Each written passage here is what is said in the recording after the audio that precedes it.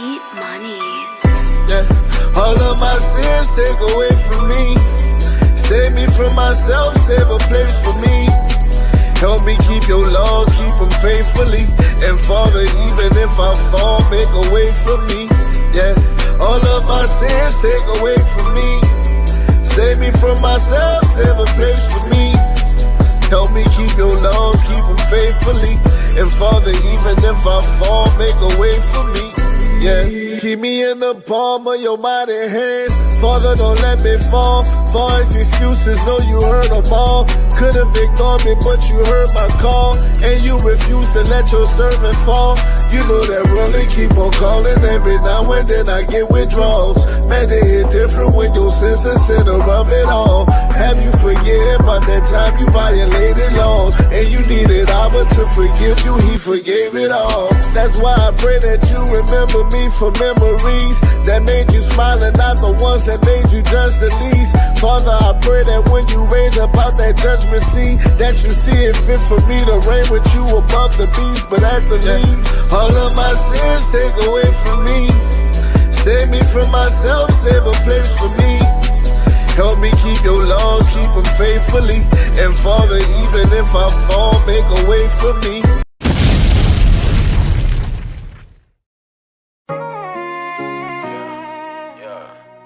Can I fall short? Can I sin just a little while longer? Can I fall short? Can I sin just a little while longer?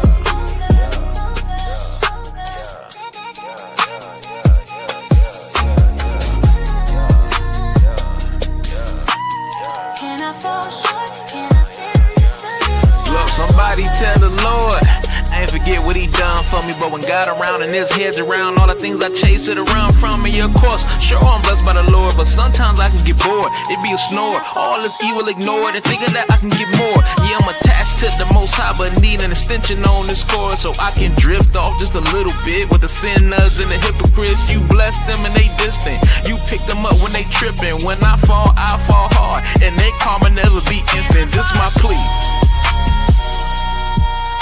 Can I sin just a little while longer?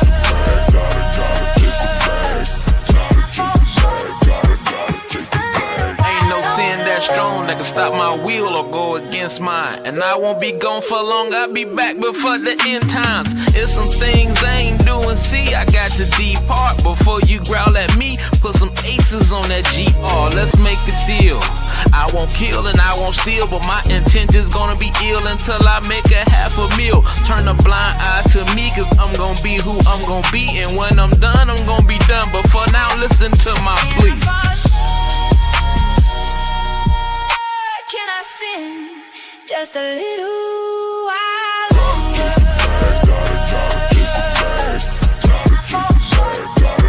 Just a little while longer.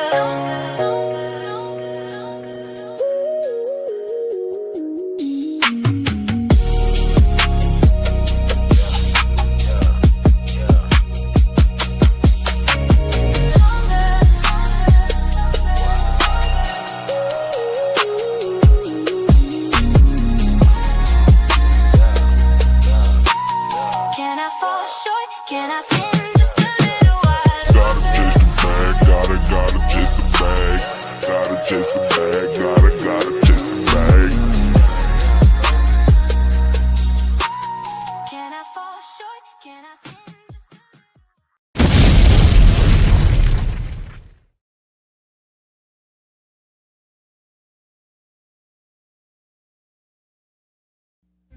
Abanawa, Shabashamayim, Kwadash, Hayah, Shamka, Yahweh, Malakwatha, Thaba'a, Ratazaka, Hayah, Aisha, Ba'aratazar, Kawa, Hayah, Bashamayim, Lathananawa, Lacham, Kal, Yawam, Wasalachnawa, Khalbwathnawa, Kasalachnawa, Chaobuathinawa, Wala'a, Thabia Anawa, Manasaya 1, Abal, Hawashainawa, Mayan, Rai, Kaya, Laka, Hamalakwa, Wa'ala, Wa'athapa Araf, La'ai Walamyam, Aman.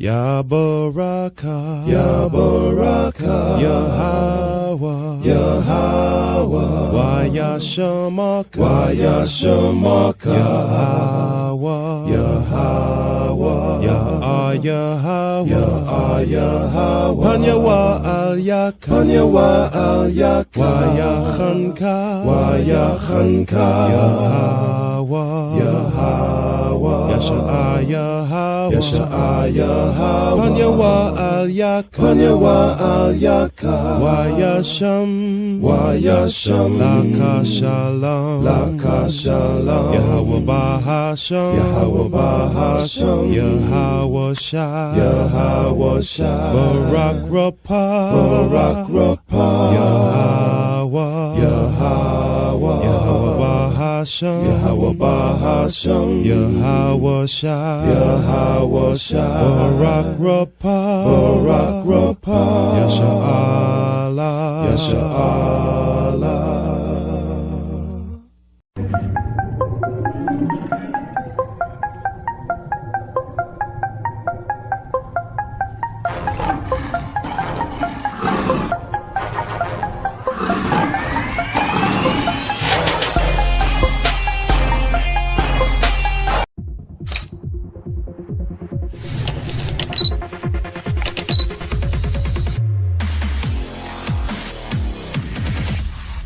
Shalom, and welcome to the channel. We're excited that you're here.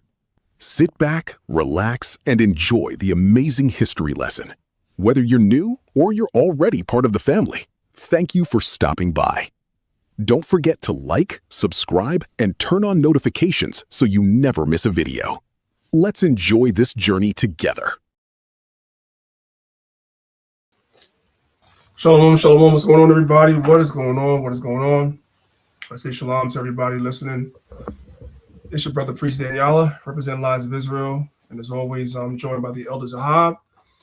I want to say peace and blessings to everybody that's within the sound of my voice. I want to give all praise and honor to the Most High God, whose name in the Hebrew is Yahweh, for granting us life for another week that we can come together and fellowship with each other and go over scriptures. It's a blessing, brothers and sisters, to be able to do this. It's not going to always be something that we're going to be able to do in the future, believe it or not. So every time we're able to come together, whether it's digitally over the internet via these classes, or whether we're able to fellowship in person, we need to take each and every week as a blessing, and don't take it for granted, because the time is going to come, believe it or not, where we're not going to be able to do these things. All right. So I'm thankful for you, brothers and sisters, waking up early and coming to my class early. I know it was a long week for many of you, and to get up on a Saturday morning to be in class is a sacrifice. And as always, I say, I pray that the classes are edifying to each and every one of you. For those of y'all that are listening on the YouTube platforms that we're broadcasting on, make sure you guys hit the like button, drop a comment in the comment section. That triggers the algorithm. And most of all, if you are looking at your device, whatever you're watching this on, whether it's your computer or it is your mobile phone, be sure that you're subscribed to the channel you're watching, because lately I've been only sharing one channel. I've been sharing the same channel. That's the new channel. So when I put up the links for these videos, if you guys are clicking on the links, you guys are on a new channel that we're trying to establish, because YouTube has been shadow banning our existing channels that we've had for years. So we're trying to build something from the ground up, and YouTube makes it very hard for new channels to prosper. They're not recommended in the algorithm or anything. So it really is a grassroots push that's needed in order for a channel to grow to its full potential. Okay, so if you're over on the Lions of Israel congregation page, just go and make sure that you guys are actually subscribed. All right, I know you guys are tired of me saying it, but I'm going to keep saying it for the next couple of months. All right, until I feel like it's sufficiently ingrained in people's minds. All right. Shout out to everybody that's listening to us on Clubhouse. The link to the PowerPoint presentation is at the top of the room. As always, you guys know I'm doing a PowerPoint presentation. I am showing a lot of stuff.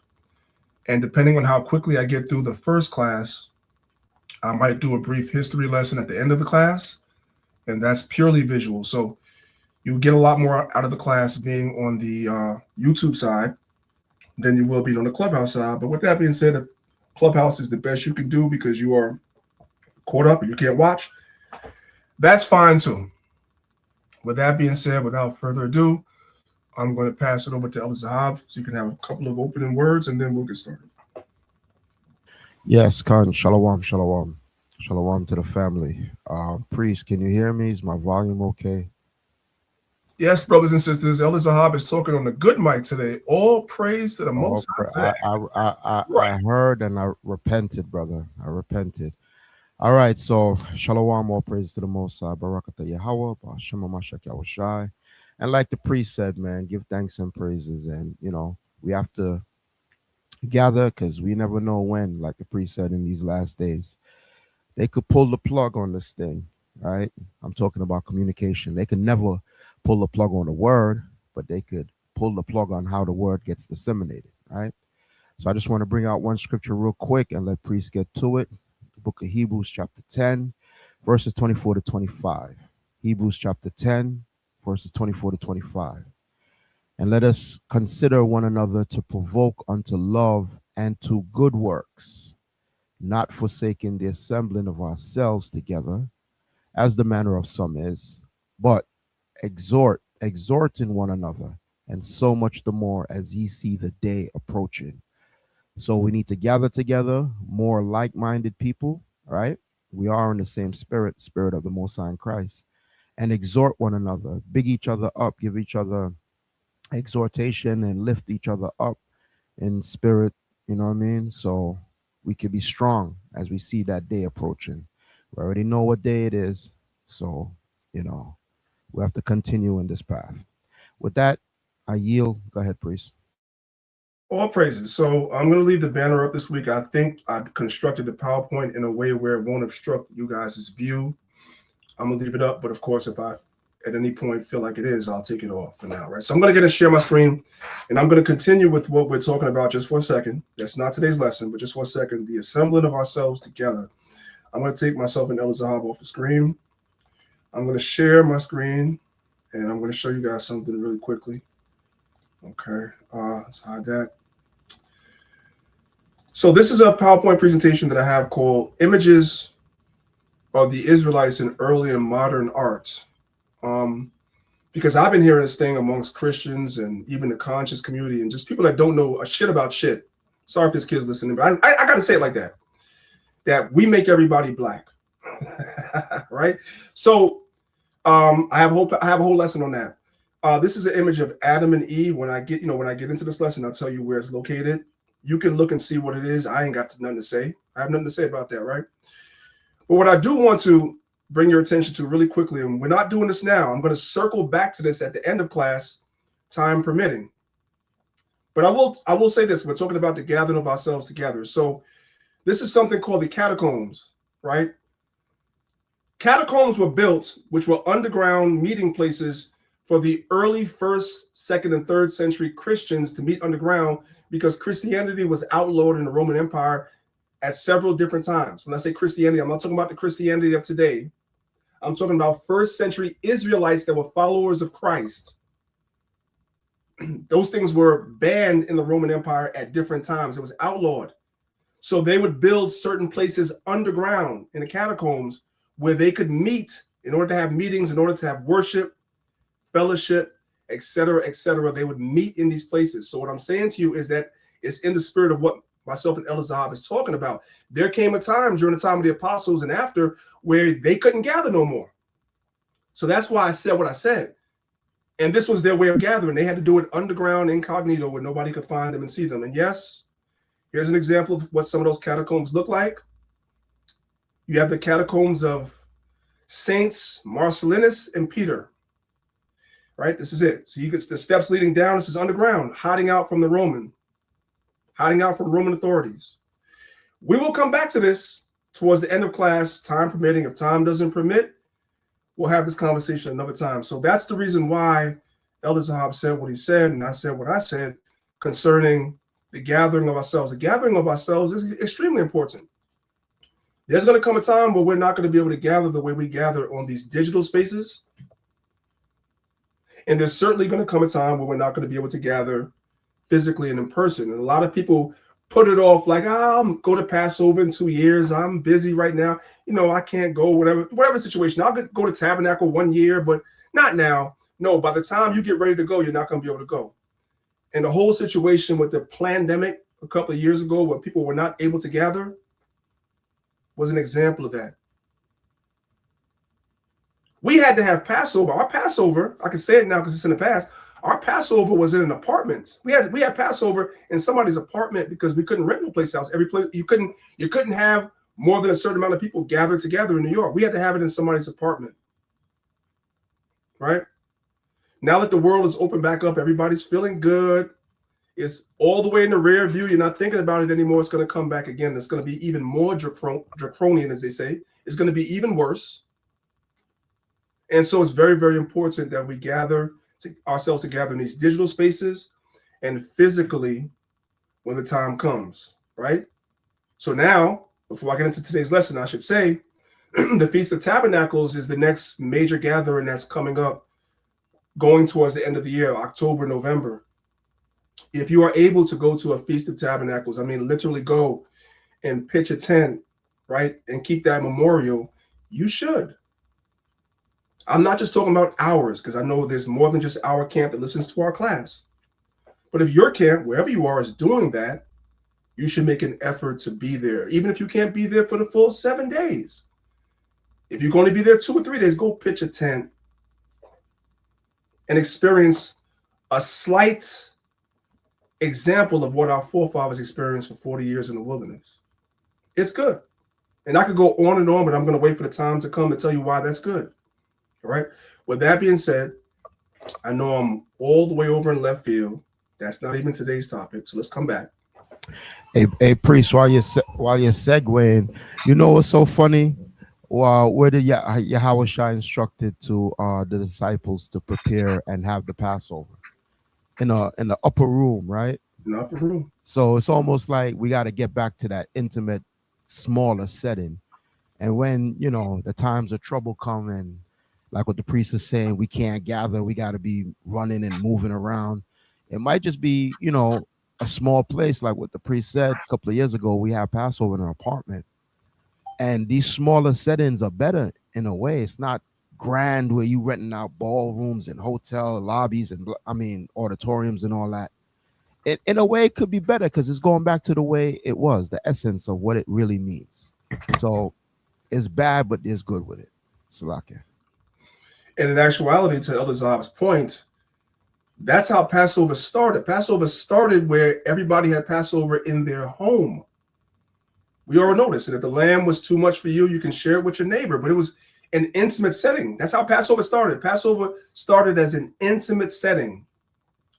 Before we got to the land and the Most High put his name in Jerusalem, and then it became a pilgrimage feast. Passover did not start as a pilgrimage feast where you're traveling from all over the world to go to Jerusalem, or in these days and times, we establish a place we're having Passover and everybody's traveling from all over the country to go there. Passover did not start as a pilgrimage feast. It started as an intimate setting. And guess what? That's exactly where it's going to end up when Esau brings these things in. That's why we're saying that when we're doing the pilgrimages that we do, we set up, whether it be for Passover, whether it be for tabernacles, brothers and sisters should go out of your way to try to make sure that you attend and experience these things, because you're going to regret not having done it when Esau takes it away, and he's going to take it away, which is why the Jews in the first century had to build catacombs. You know what I'm saying? They even worship. Nevertheless, that's not today's lesson. Today's lesson is exactly what you guys see on the screen. For those of y'all that are popping into the room on Clubhouse, the link is at the top of the room. You guys can come on over to YouTube to see the PowerPoint. We're going to go over some things today. Today's class is called How They Feel About Non-Small Hats. So you guys can see that we have these small hats there, right? who think that they are above everybody else.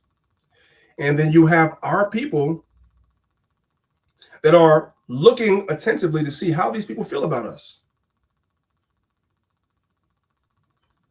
So we're going to hear how they feel about us in their own words. We're not going to make anything up. We're just going to listen to them talk. Let them talk and see what they have to say. Let's start off with the book of Psalms 36. Such is the way of the wicked. It says, the transgression of the wicked saith within mine heart. In the Hebrew, your heart is your mind. That's Hebrew thoughts. Your heart is your mind. So the transgression of the wicked saith within mine heart, within their mind, that there is no fear of God before his eyes. The wicked don't fear the Most High. That's why they do what they do. For he flattereth himself in his own eyes until his iniquity be found to be hateful. The words of his mouth are iniquity and deceit. And that's what we're going to see today.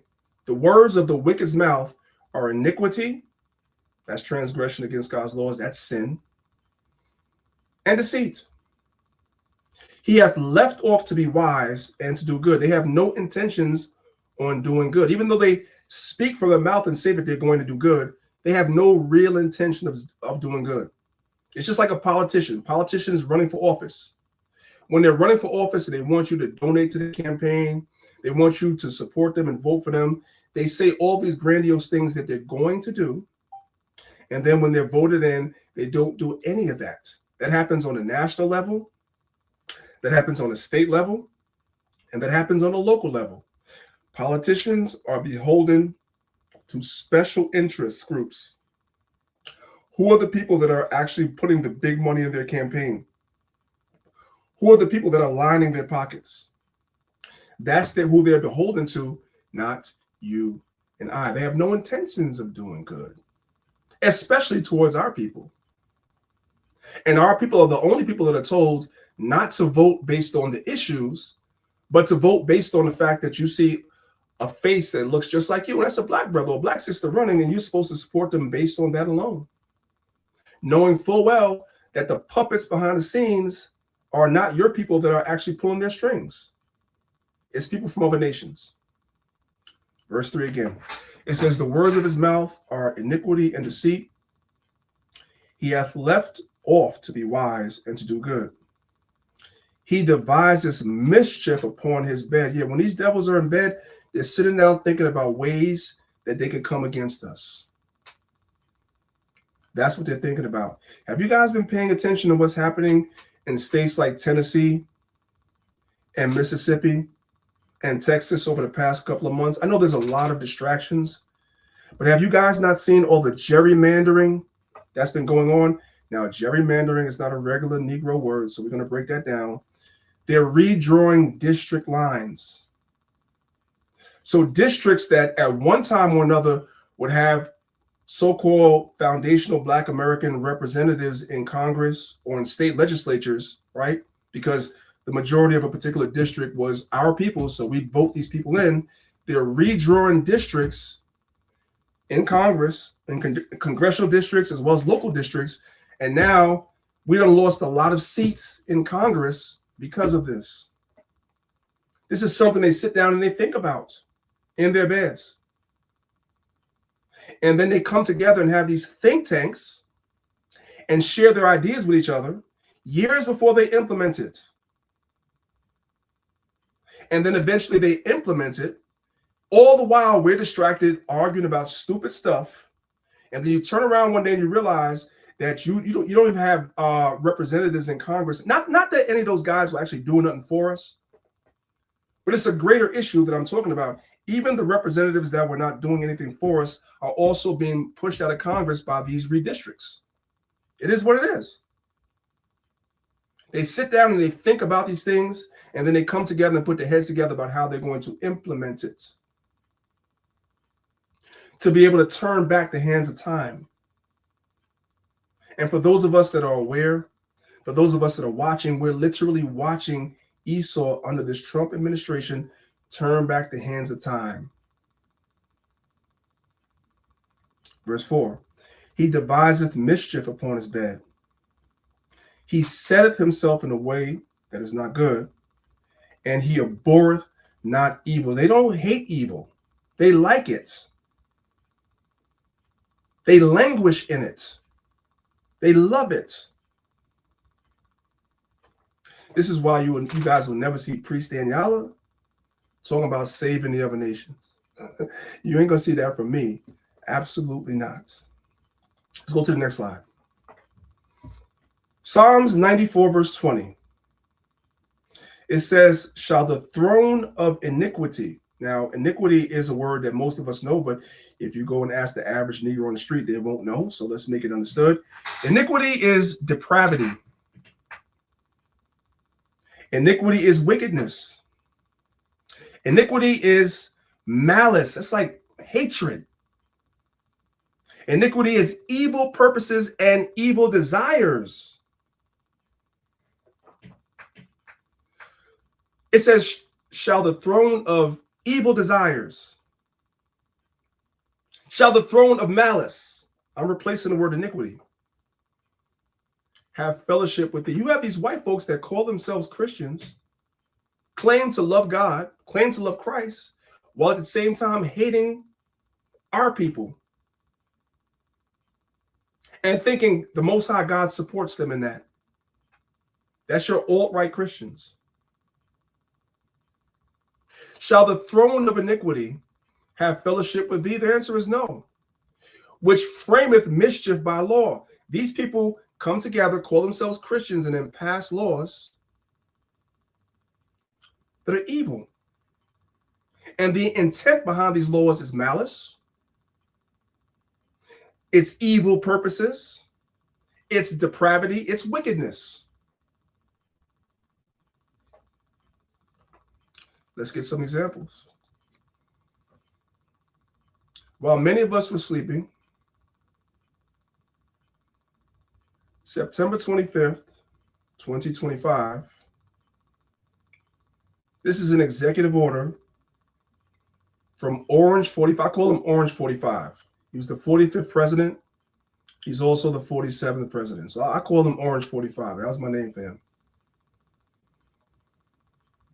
This is what the scriptures are talking about. They frame mischief by law.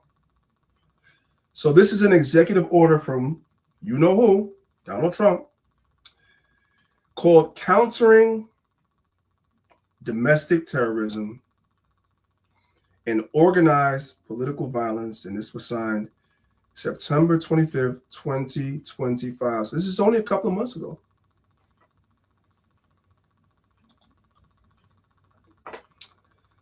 I want to come down to the point that I want to focus on. We're going to read the second paragraph and we're going to focus on the highlighted portion. It says, there are common recurrent motivations and indica uniting the pattern of violence and terroristic activities under the umbrella of self-described anti-fascism. These movements portray foundational American principles, for example, support for law enforcement and border control as fascist, to justify and encourage acts of violent revolution. The anti-fascist lie has become the organizing rallying cry used by domestic terrorists. So they're trying to frame certain people as being terrorists because if they're framed as terrorists, then what can they do? They can act against them. But they have to create the framework first. The organizing rallying cry used by domestic terrorists to wage a violent assault against democratic institutions, constitutional rights, and fundamental American liberties. Common threads animating this violent conduct, including anti-Americanism. So if you are anti-American in the future, this is the framework being laid first before the enforcement comes. If you are deemed as anti-American, meaning that you don't agree with the actions of America, you don't agree with the actions of the president, so forth and so on, you are labeled anti-American, which would fall under the umbrella of being a terrorist. Anti-capitalism would fall under the same umbrella. Anti-Christianity, and they're not talking about the Christianity of the first century, they're talking about this crap now. Support for the overthrow of the United States government, which, when you say Matthew chapter 6, you say thy kingdom come. Well, Christ's kingdom cannot come unless this kingdom falls. So by teaching that, in essence, believe it or not, even believing in Matthew 6, that will fall under terrorism. Extremism or on immigration, race and gender, and hostility towards those who hold traditional American views on family, religion, and morality. This is a very broad stroke to be able to label anybody that does not agree, even if your disagreement is valid and based on facts, to be able to paint you as a terrorist. This is subjective language, which is going to encompass a lot of people. He's laying a framework of what they're going to enforce in the future. Let's take a trip back into a time machine. That same president that wrote that in 2025, when he was the 45th president in 2019, introduced this executive order. The executive order on combating anti-Semitism.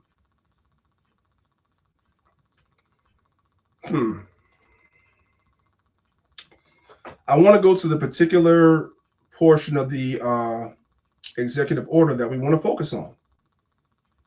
It says the non-legally binding working definition of anti-Sem. I'm going to try not to say the word.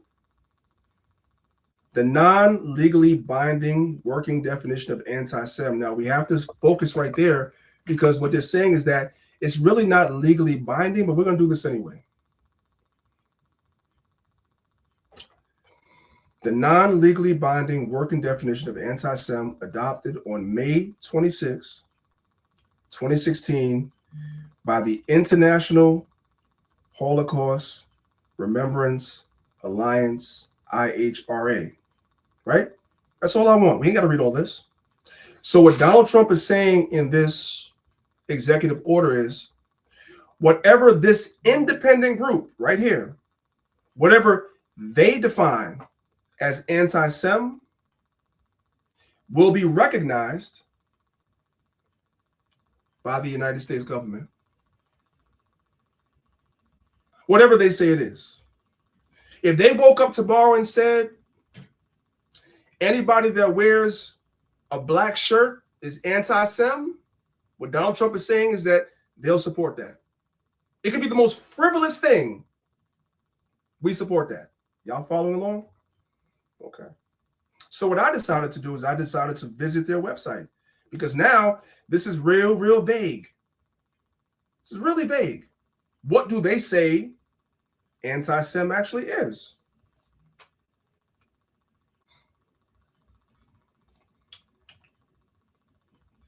So here we have, you guys see the arrow. This is their website, right? And you guys can see I went to the working definition on their website. I wanted to know, how do they define it? Because this is what's going to be enforced in the near future. So you guys can see that there's certain bullet points. I don't want to read all the bullet points. I just want to read the ones that are most relevant to today's lesson. It says, bullet point number 2, making mendacious, dehumanizing, demonizing, or stereotypical allegations such as the small hats as such, or the power as a collective, such as, especially but not exclusively, the myth. Pay attention. Pay attention. The myth about a world small hat conspiracy, or of small hats controlling the media. I want you guys to look at that. small hats controlling the media, the economy, the government, or other societal institutions. So we're being told that's a myth. And so Donald Trump in his executive order says, whatever they say, we agree with, and we'll enforce that. So they're saying it's a myth that they control the media, the economy, the government, or other societal institutions.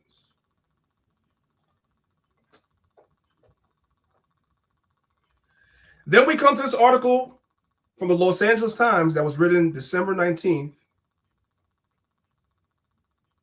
2008. You guys can see what the article is. You guys can look this article up yourself and make a copy for yourself. Take a screenshot of it, make a copy for yourself. We're told that this is a myth. We're told that this is anti-Sem, while at the same time, the Los Angeles Times runs an article and says it's true. Who's the author of this article? Joel Stein. He's a small hat. So it's not us that wrote this. It's one of their own. Let's read it. The beginning. It says, I have never been so upset by a poll in my life. Only 22% of Americans now believe the movie and television industries are pretty much run by the small hats, down from nearly 50% in 1964. The reason why it's down is because people are afraid to say it because there's consequences behind it, right up to the presidential office where they're writing executive orders. So people are afraid. That's why it's down. Before those executive orders existed, people were a lot more free to speak the truth.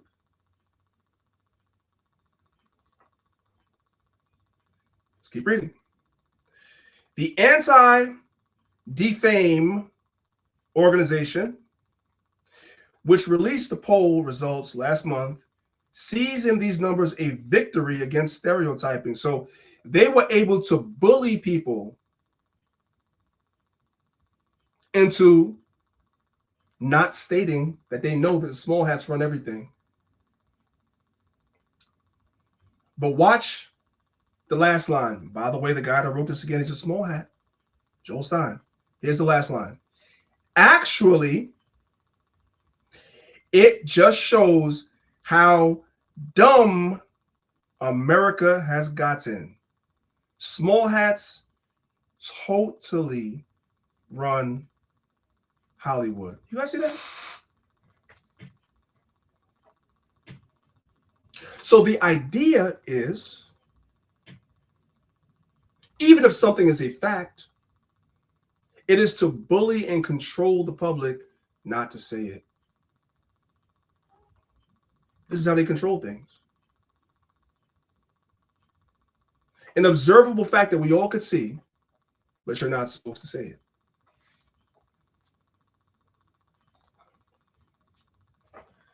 More on the article. This is further into that same article. It says, how deeply small hats is Hollywood?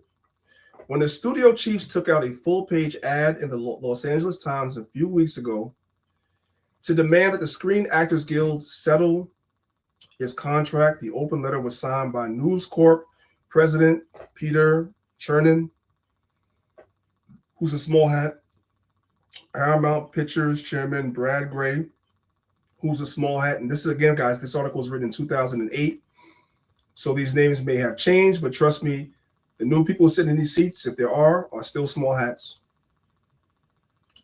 Walt Disney co-chief executive Robert Iger, small hat. Sony Pictures chairman Michael Linton, surprise, a Dutch, small hat. Warner Brothers chairman Barry Meyer, small hat. CBS Corp chief executive Leslie Moonves, so small hat his great uncle was the first prime minister of Israel. MGM chairman Harry Sloan, small hat. NBC Universal chief executive Jeff Zucker, He's a mega small hat. If either of the Weinstein brothers had signed up, this group would have not only the power to shut down all film production, but to form a minion with enough Fiji water to hand to fill a mikvah.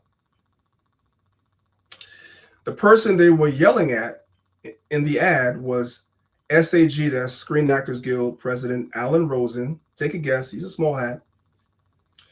The scathing rebuttal to the ad was written by entertainment super agent Ari Emanuel, small hat, on the Huffington Post, which was owned by Ariana Huffington. She's the only one in this whole equation that's not a small hat. So they run everything. But Donald Trump said that we appeal to the International Holocaust Remembrance Alliance, and they say that saying this is anti-Sem, even though it's true. And again, this is them talking about it, not us. We're just observing on the outside.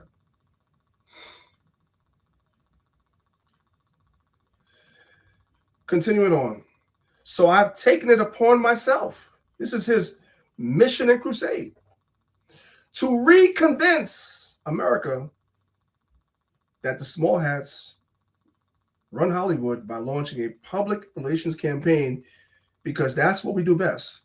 I'm weighing several slogans, including Hollywood, more small hat than ever. Let's jump down here. I call the ADL chairman Abe Foxman. He's no longer the chairman. Now the chairman is Jonathan Greenblatt. That's who the chairman is today. It says, I called the ADL chairman Abe Foxman, who was in Santiago, Chile, where he told me, to my dismay, he was not hunting. Y'all see that word. He dismissed my whole proposition, saying that the number of people who think the small hats run Hollywood is still too high. The ADL poll, he pointed out, showed that 59% of Americans think Hollywood execs do not share the religious and moral values of most Americans, and 43% think the entertainment industry is waging an organized campaign to weaken the influence of religious values in the country. And that's true. And the main community that they're waging this campaign against is us. And that's why our community is so degenerate. They're waging war against our community, but they're doing so through media, right? It's social engineering. That's what they're doing.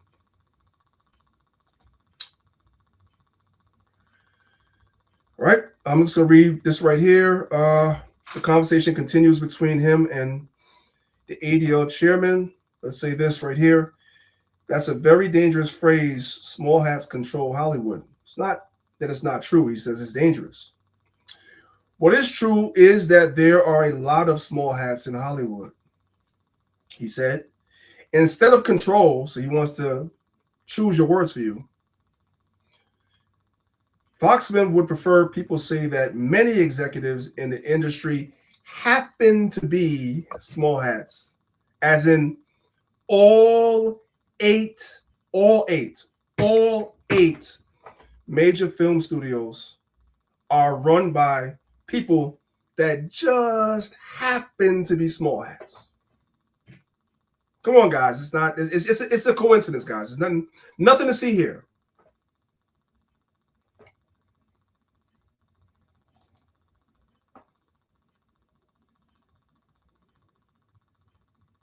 Remember, we're back to their website. They're defining what it is, and Donald Trump is saying he appeals to their definition. This is a stereotype, and it's a conspiracy. Meanwhile, we live in the digital age where everybody has a camera. Everybody's walking around with a camera. I think this fella forgot the camera was rolling. Let's listen to what he has to say, because according to the International Holocaust Remembrance Alliance, to say these things is anti-Sem. Meanwhile, this guy right here, who's one of them, is in this video saying these exact things. Just listen. Just listen. Jews control Hollywood. Okay, let's go about sports. Like Jews, we don't do sports. We don't play sports, but we own the sports team. 50% of NFL teams. 50%. I know it's kind of like, you know what I'm saying, the audio is not the best because, you know, it's like a room that has like big echo. But the very first thing he says is he says small hats run Hollywood, and he's proud of it. Listen to the pride that he's speaking about this with. This is the devil being the devil speaking with a forked tongue. On one side, they're proud that they own everything. But on the other side, we're not allowed to say anything about it because it's anti-Sem. Because when you make the correlation that you own and run everything, then you begin to come to some logical conclusions about the people that own and run everything. So they're proud that they own and run everything, but they don't want it to get out there because then that's going to cause problems for them. You guys get it? It's the devil being the devil. I know it's an echo in him talking, but it is what it is. Try to listen to what he says. The very first thing he says is they run Hollywood, and they run all the sports teams as well. Jews control Hollywood. Okay, let's go about sports. Like Jews, we don't do sports. We don't play sports, but we own the sports team. 50% of NFL teams. 50% are owned by Jews. We make up 2% of America. We own 50% of NFL teams and about 33% of MLB, NBA, and NHL teams. So we have a contradiction here. Maybe he forgot the camera was there. Which is it? Do you own it or you don't? Is it a stereotype or is it not? Is it a conspiracy or is it not? Let's move on. And here we have another fella. The caption on the video tells you exactly what he's going to talk about. Their goal as small hats is to control the world. So they're having these conversations among themselves. But when we get wind of it, if we repeat it, you're considered an anti-Sem. Think about that. Listen, let me turn the volume all the way up. Listen. Maybe you shouldn't tell anybody that I said this, but you know all those tropes about Jews controlling the world, or at least wanting to control the world? They're actually true. Did you guys hear that? We're going to play it again. They're actually true. So this is not a conspiracy. It's not a stereotype. It's true.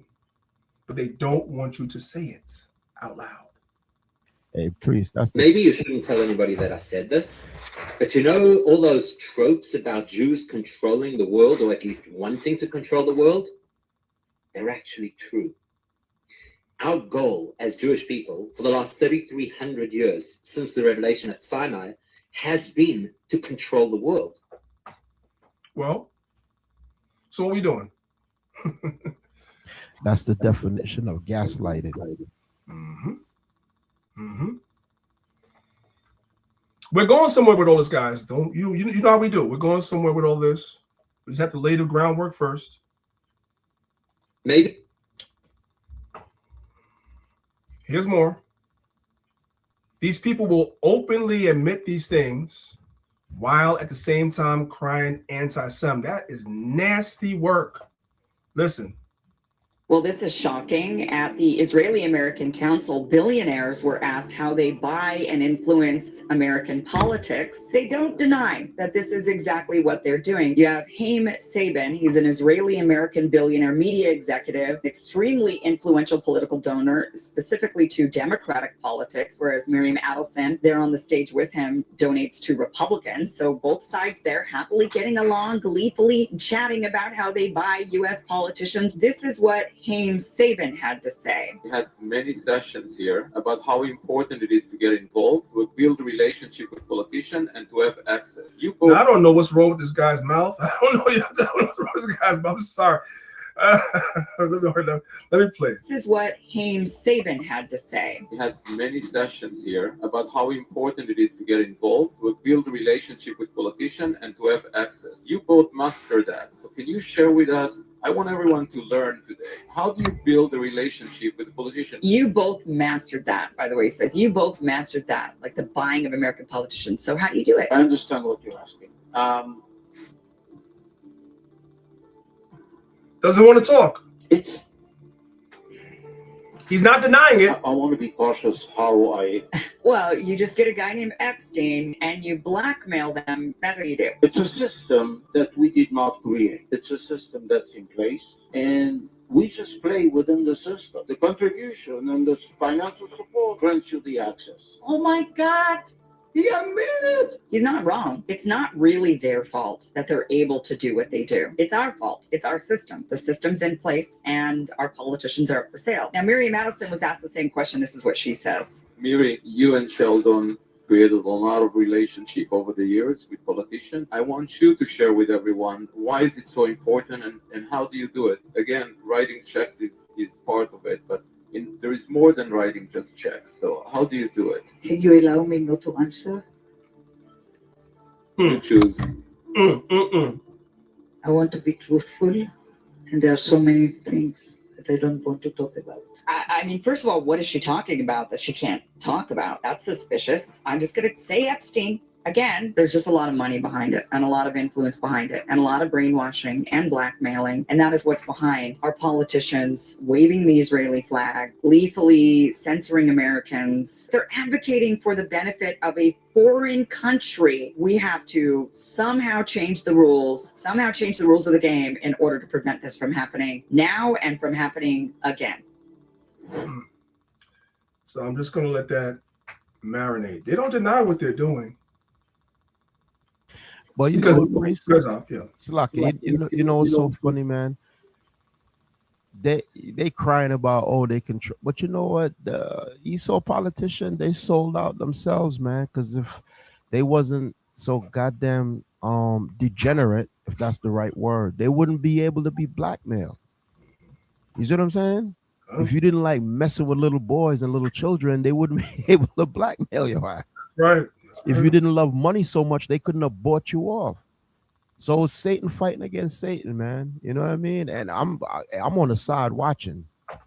But yeah, I worried about them. If you didn't love money, you wouldn't take the money. And then, you know what I mean?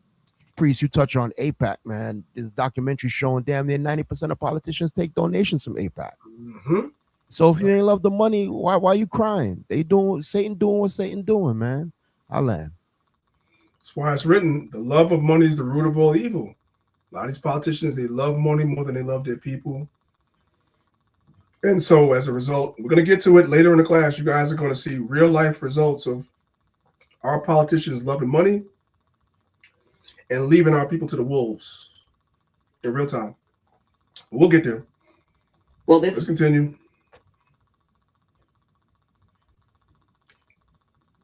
Here's another bullet point from the same website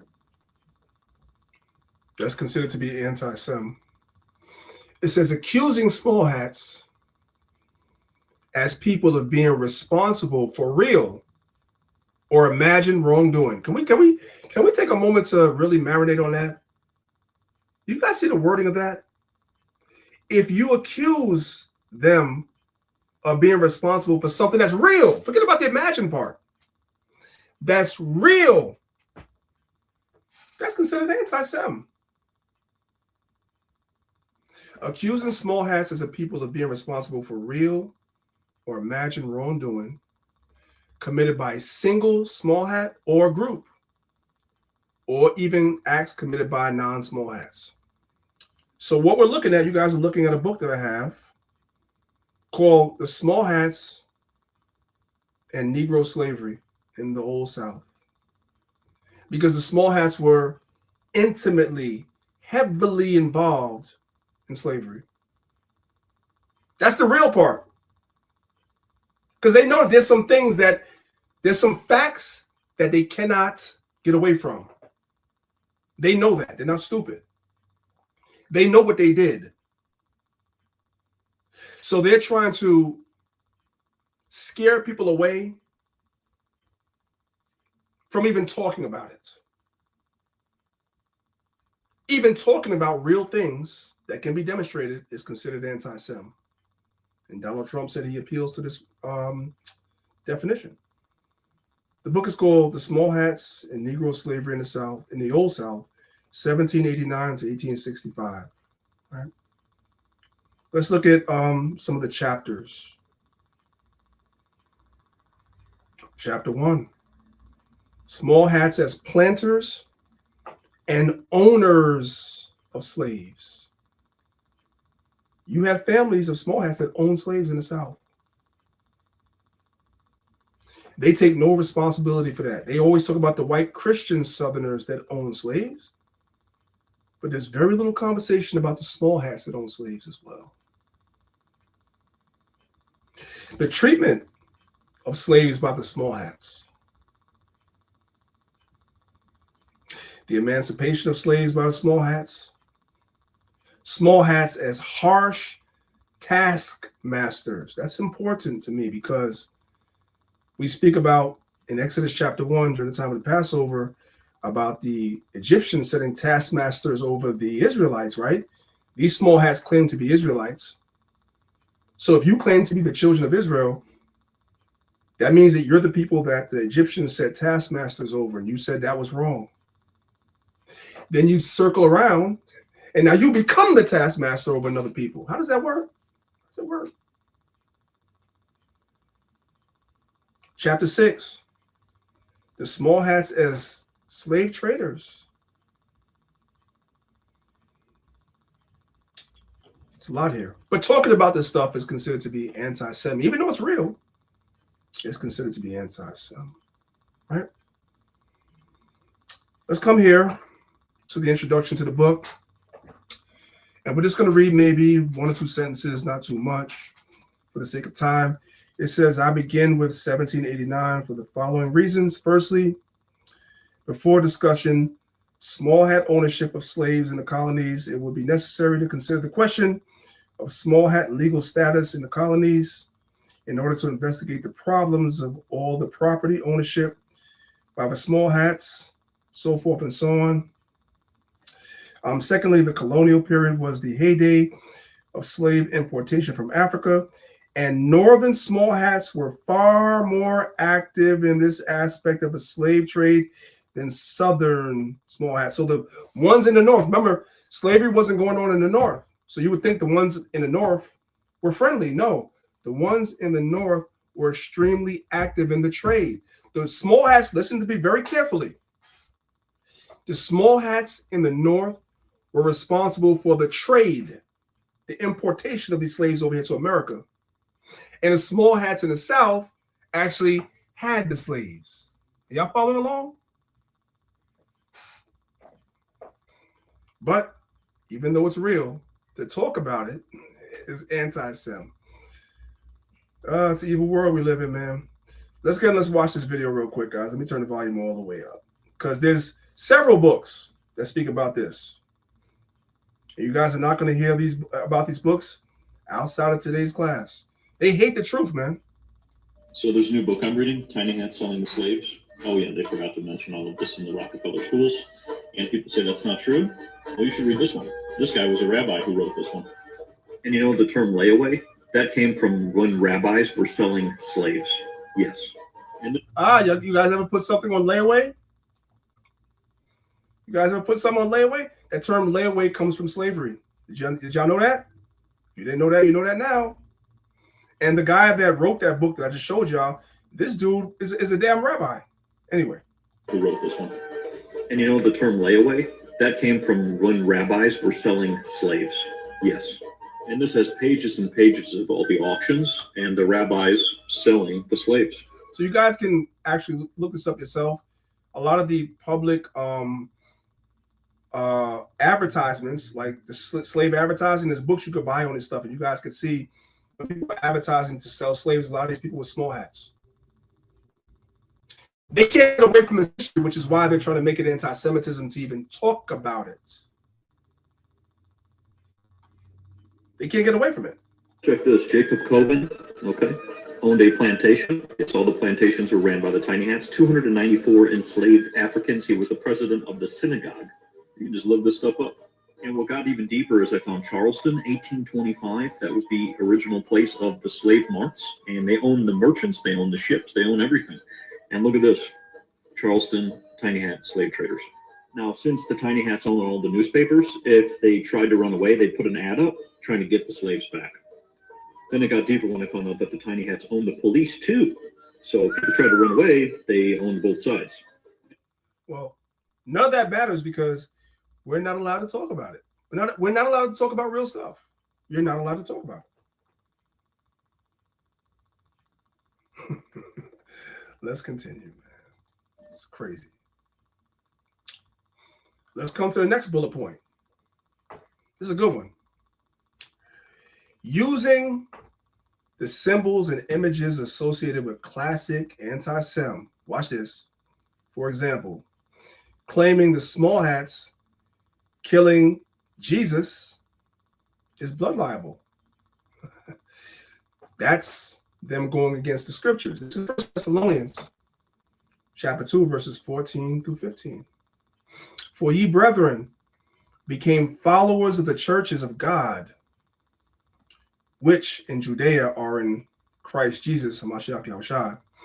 For ye also have suffered like things of your own countrymen, even as they have of the Jews, who both killed the Lord Jesus. So they're saying this in the Bible, your KJV, this is anti-Semitism. They say, if you believe this, anti-Semitism. Do you guys see that? To believe what's in your Bible is anti-Semitism.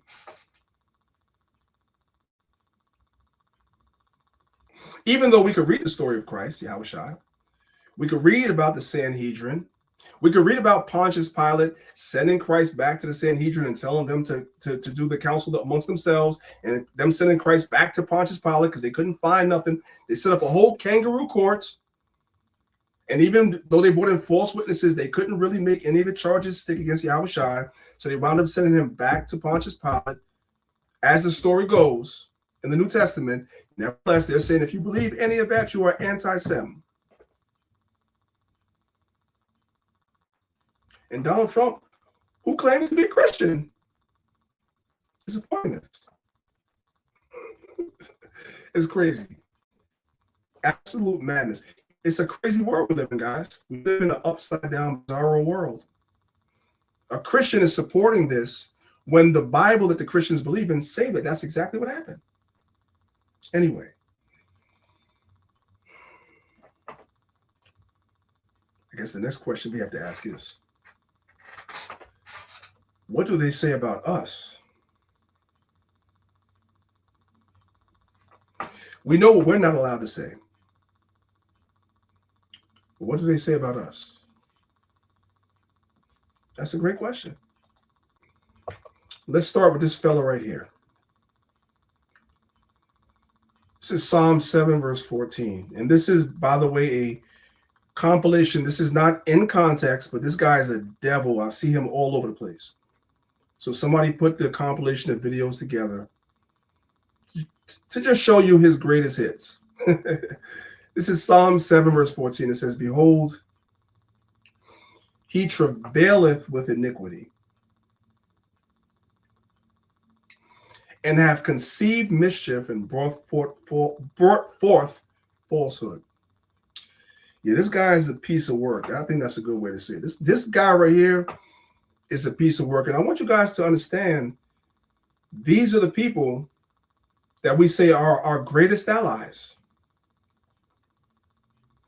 What you guys are about to watch over the next couple of videos, the people that our presidents and our Congress, and as Elder Zahab said, AIPAC, so all our politicians, basically swear allegiance to,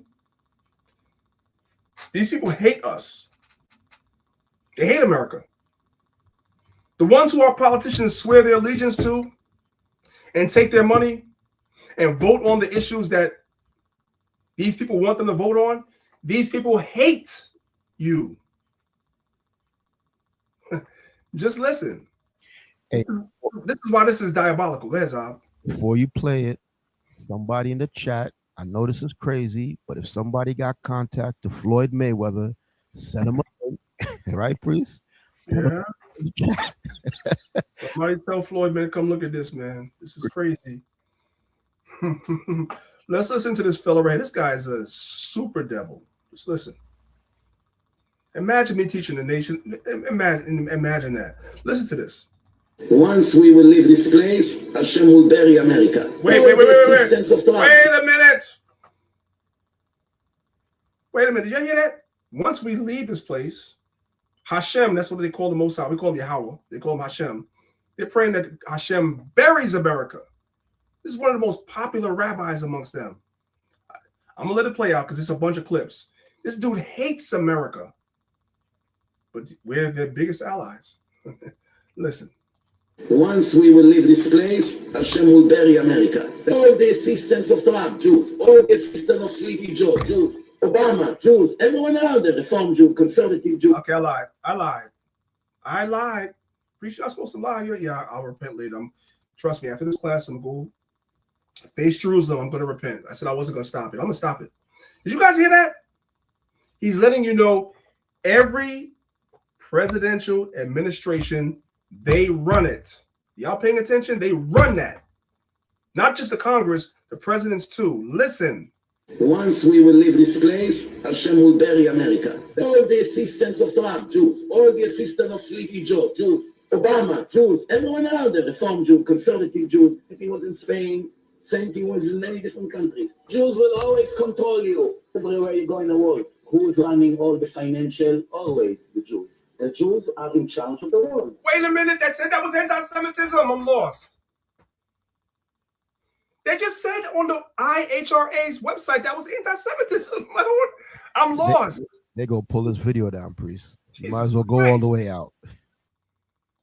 Science, financial, politics behind the president. How can I not be happy? This foolish Christianity that they invented, they took some things from Judaism and developed lots of nonsense on top of it. 2 billion Christians, which are idol worshippers, Chinese, Indian, Hindus, Buddhists, 6.5 billion people are idol worshippers that, according to the Torah, do not have the right to live. The United States made a decision against Israel. Time we do something to the chosen people. Immediately you have a natural disaster. September 11, the New Orleans, typhoons, hurricanes, all kinds of things. Okay. This guy is telling you that they run stuff that the website is saying is anti-Semitism. Do you guys see the hypocrisy? This is crazy. Let's continue because there's more. There's more.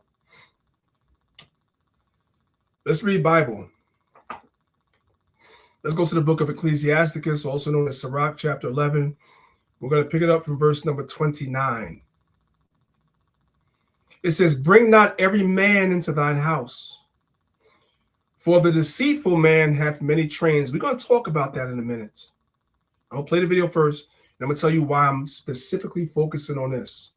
This is one of the biggest mistakes that our brothers and sisters, the foundational Black Americans, made during the Civil Rights Movement. This is one of the biggest mistakes that our Aztec brothers made during the time of Hernando Cortez when they invaded Mexico. They allowed another man into their house. And it was their destruction because of it. It says, "Bring not every man into thy house.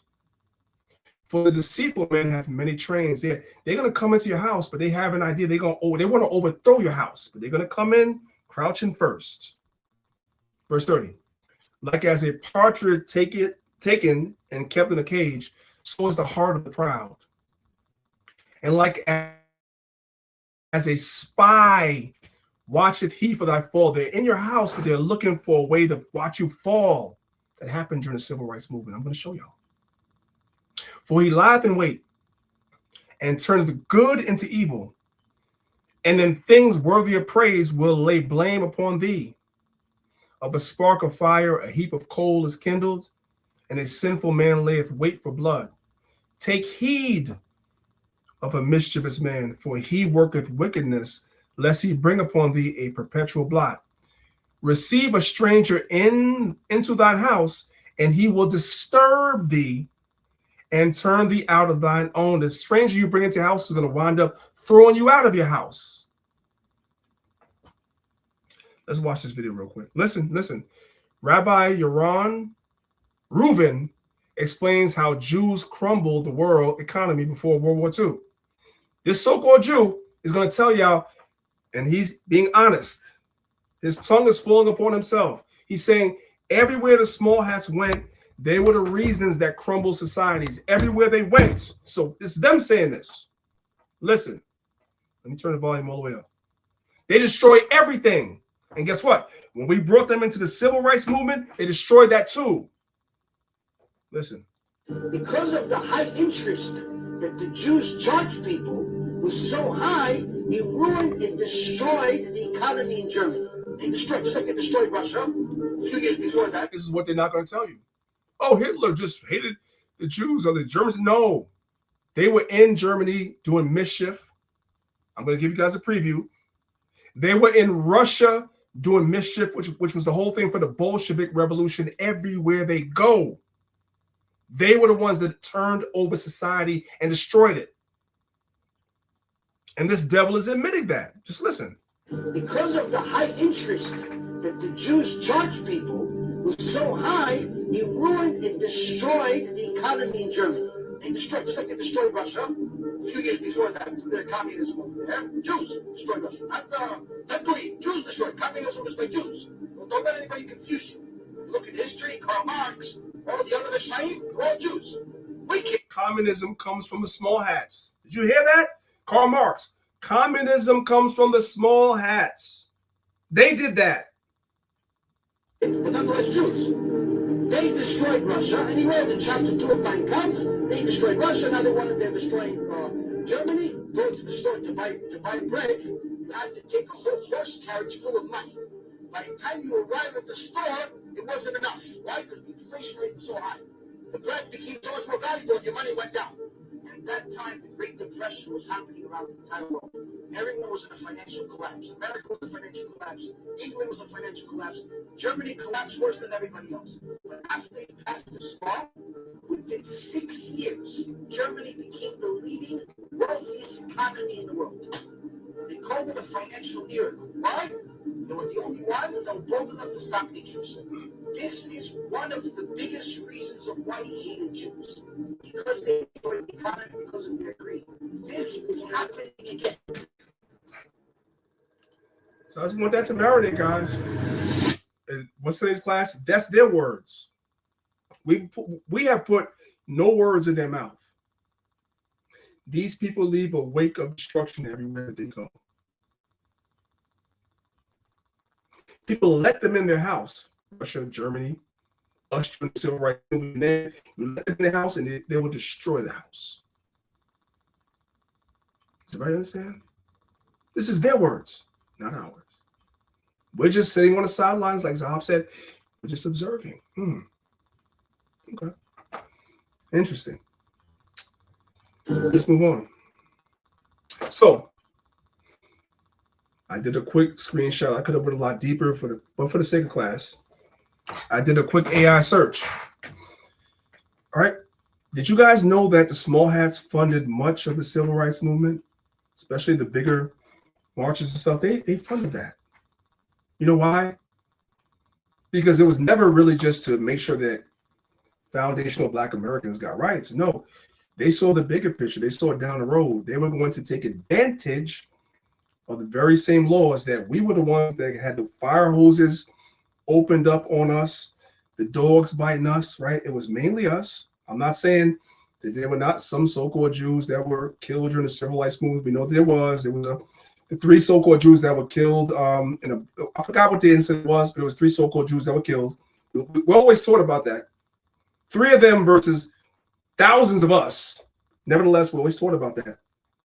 But just know, those 3 that died were really a sacrifice because they understood that the civil rights movement and what came in its wake was really going to benefit them even more than us, right?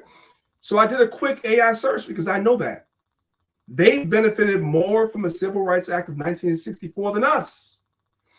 It says the Civil Rights Act of 1964 profoundly benefited small-hat Americans by dismantling institutional quotas in universities and corporations that historically limited small-hat enrollment and hiring. So we were taught they were in the movement to help us.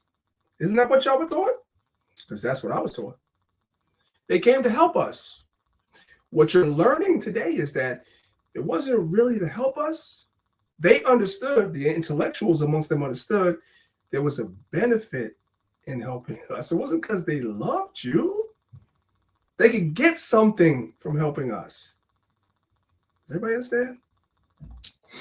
Let's go down to the highlighted portion, coalition building. It says small-hat Americans were heavily overrepresented in the push for these civil rights.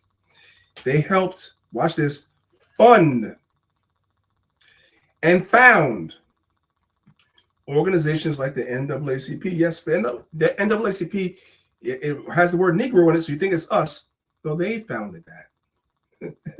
And they funded that, not us. They marched in Selma and made up roughly half of the white volunteers in the 1964 Mississippi Freedom Summer. So they were there because they understood, the intellectuals amongst them understood, if they participated in the movement, ultimately down the road, they would be the biggest beneficiaries of these laws in the future, especially, and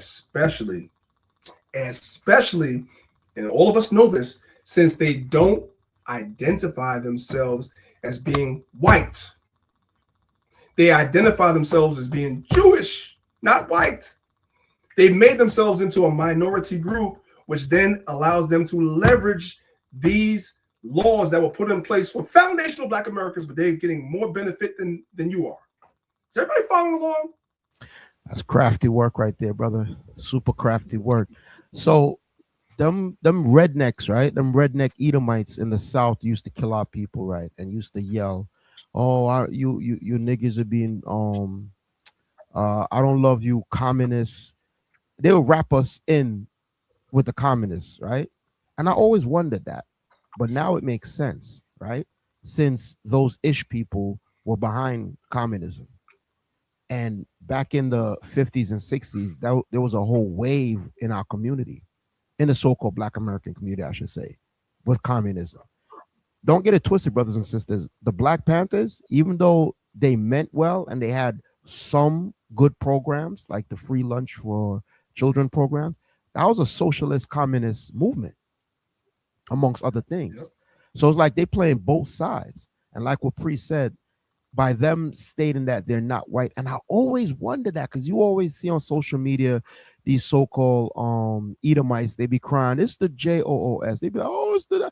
I'm like, "Yo, dude, y'all the same." And this dude was like, "No, we're not. We're not. We're white. They're not white." I'm like, hold on, that don't make no sense. But now it makes sense. By them classifying themselves, saying they're other, they're not white, they created a whole ethnicity within itself.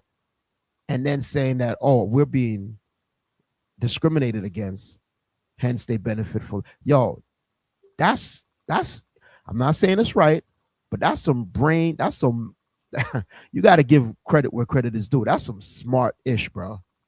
It's wicked as hell, but it's brilliant when you think about it. Go ahead, Priest. I'm not mad. Getting mad at it is not going to help you. El Azab is right. It's brilliant. You know what I'm saying? We have eyes to see. We done, you know what I'm saying, from the Matrix, right? We done took the red pill, right? You can take the blue pill, which means you just live in oblivion. You don't know what's going on. We all done took the red pill. So we see the world as it is. And when you see the world as it is and what they've done, it's brilliant. It's wicked as hell. It's brilliant. Let's be real. So all our people, it's like all our people who died in these so-called socialist communist revolution throughout Central, South America, and the Caribbean, they died behind foolishness, Priest. Is that what you're telling me, bro? Yeah, of course. Because even in the Caribbean islands, that whole socialism, communism thing was big. People were dying, bro. And you telling me these small hats were the ones behind all of that?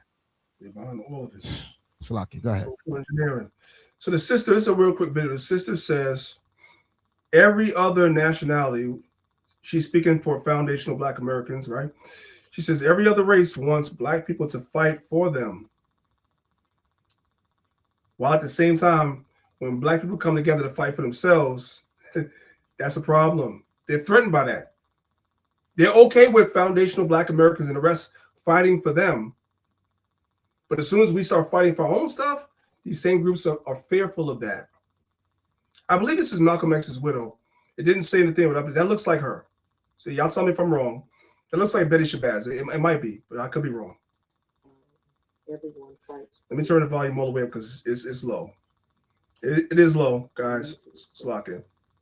Let me turn her volume up. I'm going to play that again. Everyone fights for the allegiance of Black people, you know. But when Blacks have allegiance to Black, that seems to be still considered very dangerous when it is the most natural barriers. Right. Everybody's okay when we stand up for everybody else, but as soon as you stand up for yourself, people are threatened by that. That has an origin. That has an origin with this devil right here, this cross-dressing devil right here called J. Edgar Hoover. I'm going to assume everybody knows what COINTELPRO is, right? That was infiltrating, you know what I'm saying, different groups. The main groups that were being infiltrated was our groups, all the way from the UNIA of Marcus Garvey, all the way up to the Black Panthers and beyond, Nation of Islam, every other group that was around at that time was infiltrated by J. Edgar Hoover under COINTELPRO. So I took a screenshot from the National Archives of some of the goals. Let's go ahead and let's build it while we fly. Let's add an arrow so people can see exactly what we're talking about, right? Let's talk about the goals. What were their goals? Let's start at goal number 1. It says to prevent the coalition of militant Black national groups. In unity, there is strength. Is that not Zephaniah 2:1? Gather yourselves together. So the first thing that Hoover understood is that you can't have our people being unified. There always needs to be our people fighting against each other. Now, I'm not going to go down a rabbit hole, but when the Black Panthers existed, there was a rival organization, for those that know, called the US Movement under the leadership of Maulana Karenga, who was working with the damn FBI. Right?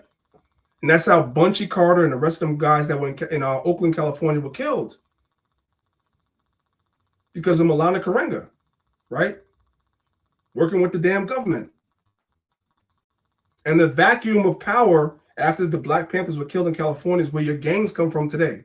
There's a documentary called Bastards of the Party. Let it come out right now. We got some time. I suggest all of you guys, and this documentary exists on YouTube. I believe I have a channel with it on it. Nevertheless, let's look it up.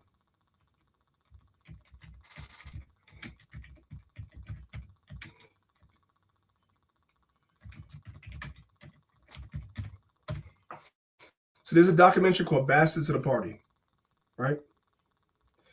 Let's go to the IMDb page so it can give us a quick overview of what the documentary is about. So Bastards of the Party is a cinematic journey of self-discovery that spans half a century. Let me open it all the way up. That spends half a century calling on everyone from historians to gang members to government officials and ghosts of the past to fill in the blanks of a largely unwritten history, delving deep into the complex history of gang culture in Los Angeles. Bone, a member of the Athens Parks Bloods, traces his history all the way back to the 1950s when the first Black gangs formed to protect themselves. Who did they protect themselves from? White people. Into the political awakening of the 60s through the tumultuous aftermath of the Civil Rights Movement, and finally into the modern era of Bloods and Crips. This is a great documentary that exists on YouTube. On one of my YouTube channels I have like 10. I have this entire documentary, and it breaks it down and shows how in the vacuum of power, let's come back to the PowerPoint.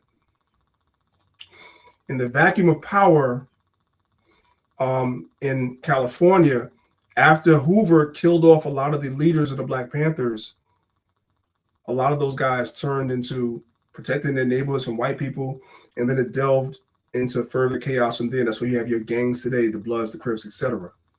There's a whole history on that. Hoover initiated that by killing the strong leadership. He introduced the US Party, which was Maulana Karenga. And by the way, Maulana Karenga is the guy that gave our people Kwanzaa. He's the devil, black devil behind that. And he was a government agent. He was a government, he's working with the government, basically the FBI, whatever. And they killed Bunchy Carter and a bunch of other prominent Black Panthers in California. And that's the spiral downward from there. Now I'm going to say something that's going to ruffle some feathers. This is also taking place in the Israelite community as well. I just want y'all to look around. I ain't gonna mention no names. I just want y'all to look around and use your own discernment. A lot of the division, the discord, the confusion in the Israelite community, because we're the ones that's actually bringing the word. These other groups, the Black Panthers, so forth and so on, they did their part. They did great things for our people, but we're bringing the word, the truth, the true medicine to our people. And we sit around and complain amongst ourselves about why there's so much division in the Israelite community. What if I told you that that's manufactured? What if I told you that some of your leaders are in the pockets of Esau too? What would you say? What would you say? Just look around. Just look around. Use discernment. I ain't got to tell you nothing. And look at who's sowing division in the community. And that should tell you everything you need to know. This is alive and well. This is alive and well. Hoover said, in unity, there's strength. A truism that is no less valid for all of its triteness. An effective coalition of Black nationalist groups, and you can substitute Israelite groups, will coalesce together. No division, no arguing, none of that stuff. Might be the first step towards real Mau Mau in America, the beginning of a true Black revolution. The beginning of a true Israelite revolution would be unity. So you know what we're going to do? We're going to put some people in the community in there. They're going to come in as though they're for the movement. They're going to ascend to power because they speak. And Israelites are stupid enough to just follow somebody because they speak well. They make great videos. They have a loud voice, whatever like that. Make a bunch of videos. He sounds good. You believe him. And then he comes in, he causes division and confusion. And now confused because you don't know how Esau works. This is alive and well in our community today. I'm telling you. Now, part 2 is also good. Prevent the rise of a Messiah. You guys may have seen the movie. There was a movie called Judas and the Black Messiah. If you haven't seen that, go check that out. Pretty good movie, right? Basically saying that you don't want a charismatic leader to rise amongst these people that people respect. You don't want that. After Malcolm X days, like no more. We've never really had a charismatic leader that was not bought and paid for after Malcolm X. We haven't had that. I mean, you guys could throw some names out there, but I would argue with you that the names you throw out there have been absolutely compromised, 100%. Even as recently as the 90s, Khalid Muhammad tried to do that, and they got him right out here too. And I can name other names, but it'll offend people. So we're going to move on. This is diabolical. These are supposed to be our friends, our greatest allies. Meanwhile, they want their greatest ally to die. Your children, they want you to die. Listen, we're going to use you. Listen. 5 million Jews in Israel and 5 million Jews in America cannot defeat 1.3 billion Muslims. But if the Christians are with us, maybe we have a fighting chance. You have to understand it's very, very unpalatable for Jews to love the Christians. So what he's saying is that it's unpalatable for Jews to love Christians. So I'm talking about the white Christians, the Black Christians that are always talking about Israel. He's saying, we don't really like you, but we're going to use you as crash dummies for us because there's only 5 million of us in Israel. 5 million of us in America, that's not enough to defeat the billion Arabs. So we're going to pretend like we like you, but we're going to use you and use you as a crash dummy. Or to understand, even if we don't love the Christians, that we should let the Christians help us. We should let the Christians help us. What's going on in the world today, we see that there's a very big divide in the world.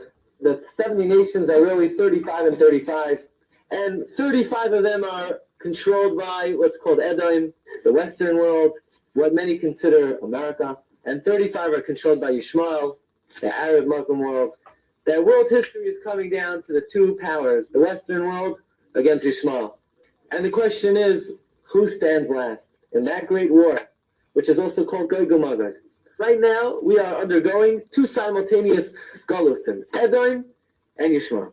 We know that the two nations that will last when Mashiach comes is Rome and Yishmael. These are the only two nations that will exist until Mashiach comes. And we want to know who's going to be the last man standing, Esav or Yishmael. By the way, my message to both of them is we wish both of them to wipe each other out. We wish both of them to wipe it. They want to see everybody die. Listen. And we all feel very comfortable here in the Western world. Yeah, you know, America will protect us and America will conquer Yishmael and then Mashiach will come. But whatever it is, we wish both sides are wiping out the other party. We wish both sides are wiping out of the other party. You know, I'm sorry, y'all. Let's just keep listening. It's a battle between Edom and Yishmael, and until the end of days, these two forces will counterbalance. But what's the greatest danger in the world? The greatest danger in the world is if Esav and Yishmael ever came together, if they ever united. If Edom and Yishmael ever united, they would destroy the world. You can never mix Cain and Hevel together. When Cain and Hevel come together, they destroy the world.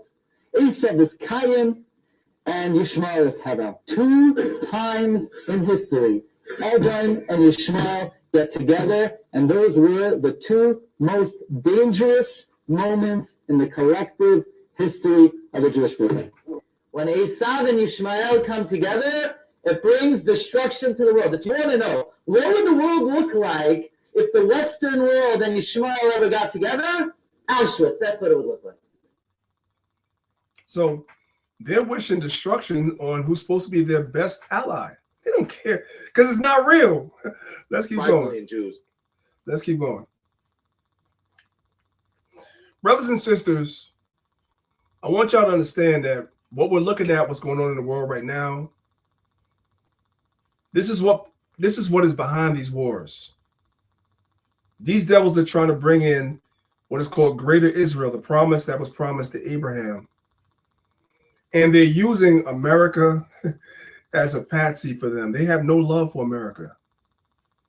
So while America is trying to teach you that you're supposed to love them, they have no love for America. And our people are here. Our people are here. The 12 tribes, we're here in America. So we're also brainwashed by this propaganda as well. These people have no love for you. And once you realize that and you start talking about it, they're trying to frame it as anti-Sem. The Jews will settle the entire biblical land of Israel, from the Nile to the Euphrates. It will encompass not only Gaza, Yehuda, and Shomron, but also the entire Lebanon, parts of Turkey, Syria, Jordan, and Egypt. The Talmud in Shabbat 32b says that... No, I know you're like, why you keep starting the videos over? I forgot something.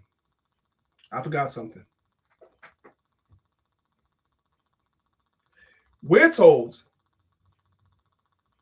you black Hebrew Israelites, we're told that when we say we're going to put the nations in slavery, in captivity, we're told that that's racist. We're told that that's evil. We're told that that's hatred. Now, for those y'all watching the PowerPoint, you can already see on the screen what he's saying. We're going to go back because I want you guys to listen to this part.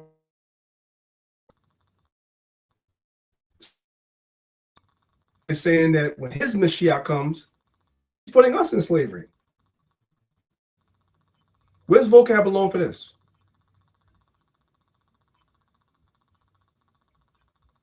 Where's the extremism for this? Where's the hatred for this? Where's the terrorism for this? It doesn't exist. They're allowed to say this.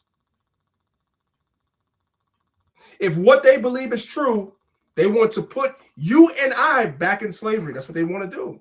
And they're saying it openly. They want to have 2,800 slaves. Let's go back. I ain't going to interrupt this time. I want you guys to listen. Listen. Let me turn it all the way up. This is their own words. The Jews will settle the entire biblical land of Israel, from the Nile to the Euphrates. It will encompass not only Gaza, Yehuda, and Shomron, but also the entire Lebanon, parts of Turkey, Syria, Jordan, and Egypt. The Talmud in Shabbat 32b says that when Mashiach comes, every Jew will have 2,800 non-Jewish servants. This is based on a verse in Zechariah chapter 8, verse 23. So, he just told you that they're basing it on Zechariah chapter 8, verse 23. They're going to have 2,800 slaves, every one of them. Every one of these small hats is going to have 2,800 slaves. He said that's in the Talmud. So y'all know how we do, right? I went to look it up. I went to look it up. He said Shabbat 32b. So that's where we're at. You guys can see that's where we're at, right? Shabbat 32b. It says, since the Gemara discussed the importance of mitzvah's laws, commandments, of ritual fringes, it cites that which Reish Lakish said.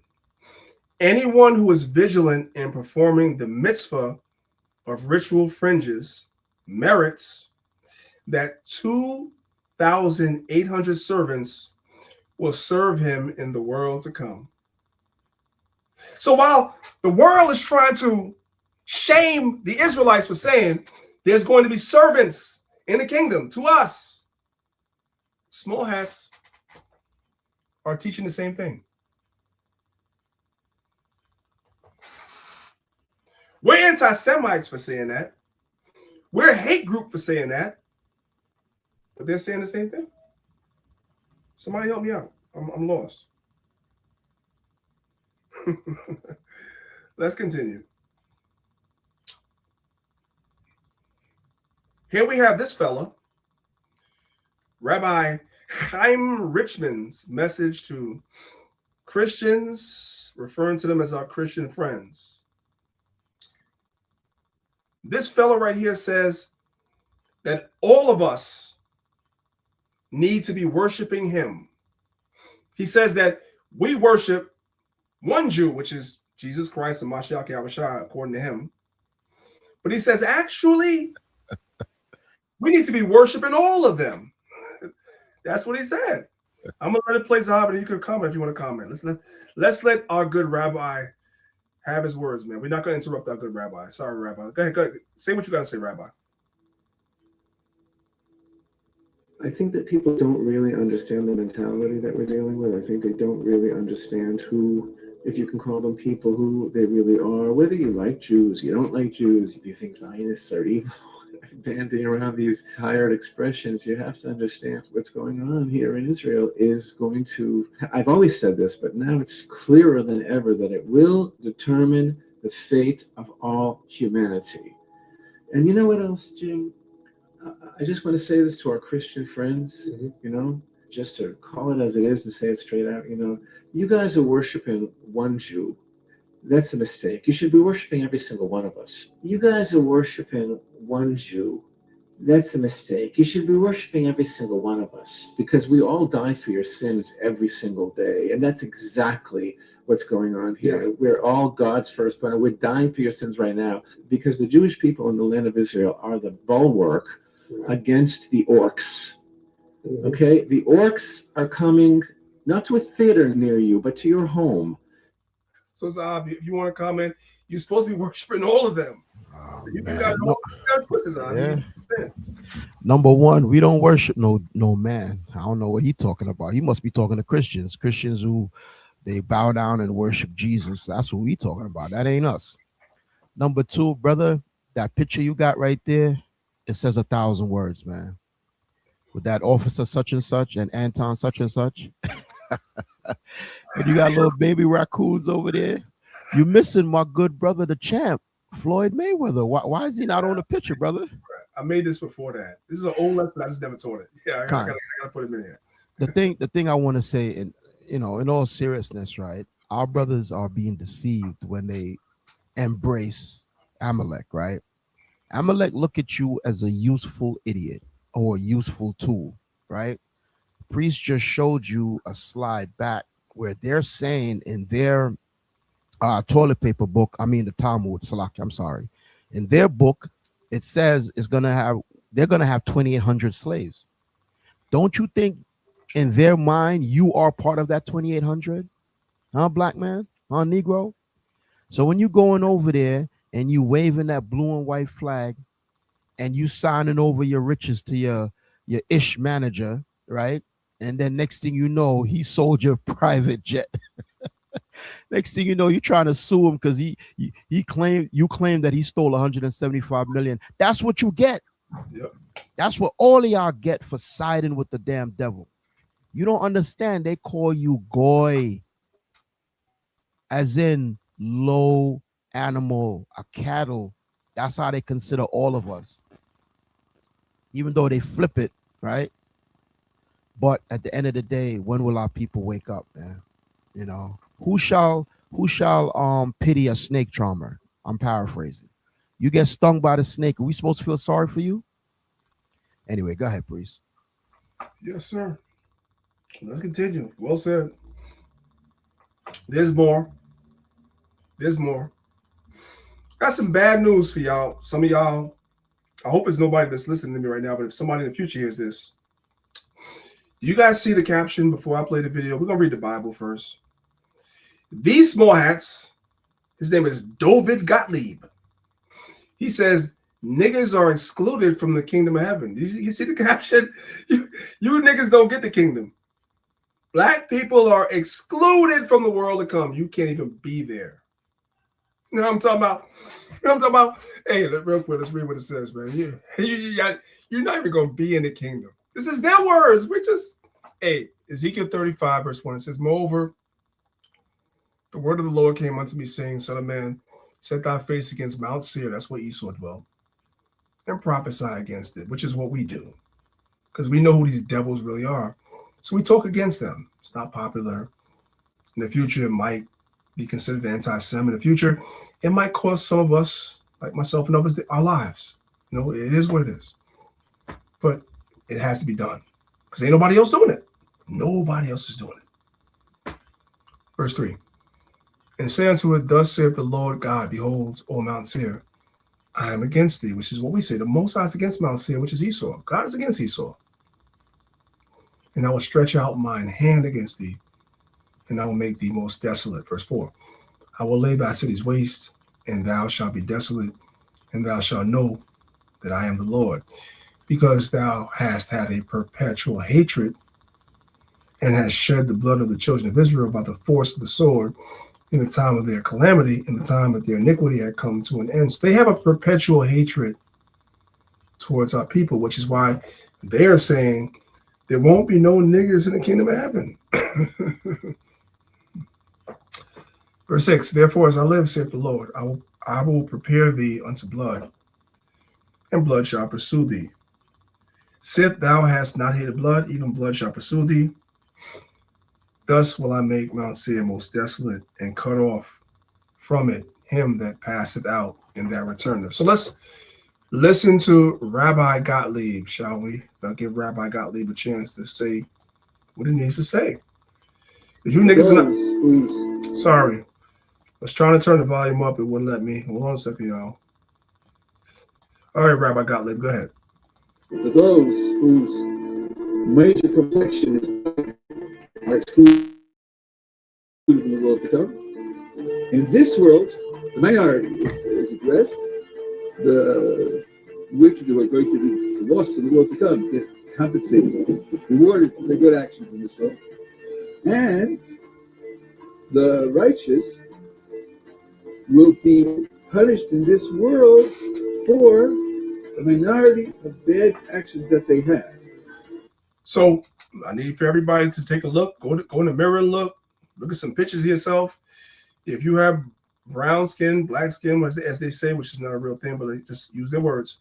If you have that, Rabbi Gottlieb says you're excluded. You're not invited. We say people are not invited to the cookout. Rabbi Gottlieb says you're not invited to the world to come if you got brown, black skin. Slaki, that's the same thing that goofy ass Book of Mormon says. It sure and does. I see Israelites on social media defending, the Book of Mormon. Shut the hell up. If you read the Book of Mormon, it's telling you that if you have black skin, it's a curse. The whole Mormonism is foolishness, man. And same with Amalek talking about if you dark skin, you curse. Our people need to wake up, man. Go ahead. Let's go to another rabbi. What's today's class? Their own words, right? So we haven't made any assertions, any accusations yet. We're just listening to them talk.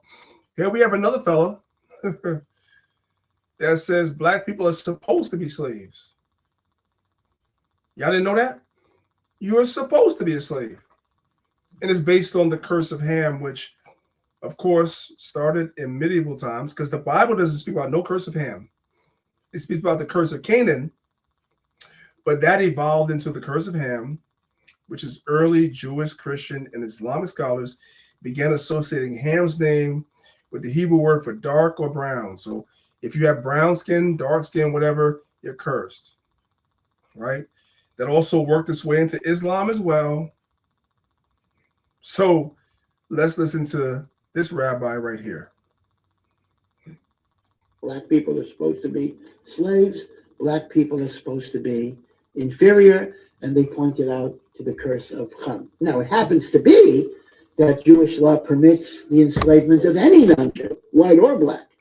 That's another question which got raised. But that has nothing to do with racism. That's just a heter that we are allowed to enslave non-Jewish populations, perhaps to bring them to mitzvahs, bring them to Torah. So you guys see how seamlessly, how confidently he tells you that they're allowed to have slaves? They're allowed to have slaves. Nobody fights against that. Meanwhile, we teach the same things based on the same scriptures, and we are called a hate group. A hate group. We're racist. We're all these things. Do you guys not see they're teaching the same thing? Because the scriptures don't lie.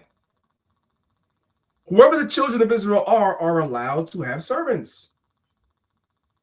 So the real argument is not about whether the Israelites could have servants or slaves or not. It's who the Israelites. That's the real argument. But when we say it, we're called racist. We're called anti-Sem, everything else. But they're teaching the same thing, and nobody challenges them on that. I wonder why. All right, let's continue. Now, this is the point in class where we're going to go down a rabbit hole. And I'm going to warn some of y'all that don't live in the New York City area about what's going on here in New York when it comes to these people.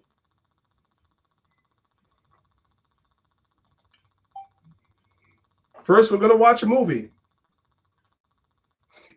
We're going to watch a trailer for a movie that's on Netflix. Right? See something? Yeah. So the caption I have is, could this happen in real life?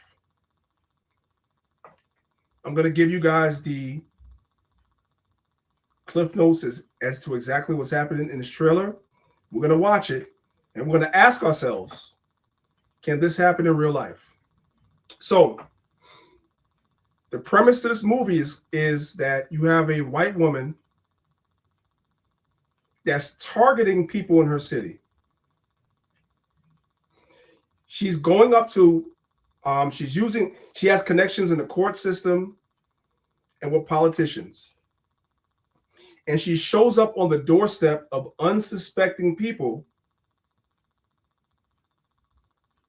She claims that they cannot take care of themselves because they're older. They might be 60s, 70s, etc. They cannot take care of themselves. So she has them placed in old people care facilities because you can't take care of yourself. Not because something happened where they couldn't actually do that, but because she has judges that are friends, politicians that are friends, mayors. She's going around and she's putting that accusation on people. And these people are being carted off and put in old folks' homes when they were perfectly fine, taking care of themselves. And then once they're in that old person's home, she gains control of their property because they're in the old folks' home and is able to sell it and make money. And the person she's doing this against can't do anything about it because she's connected and they're not.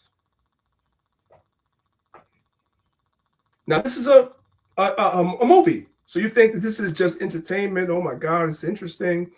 I want to watch the movie. I watched the trailer and I said, you know what? I haven't seen this movie yet. I might want to watch this movie because it's interesting. But the caption says, could this happen in real life? So let's go ahead and let's watch the trailer. Good morning, Miss Peterson. I'm sorry to disturb you so early. The court has ruled that you require assistance in taking care of yourself. So the court ruled that Mrs. Peterson needed assistance in taking care of herself.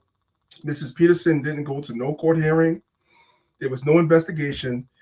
Just that this woman had connections in the court. She about to throw the woman in the old folks' home and then steal her house.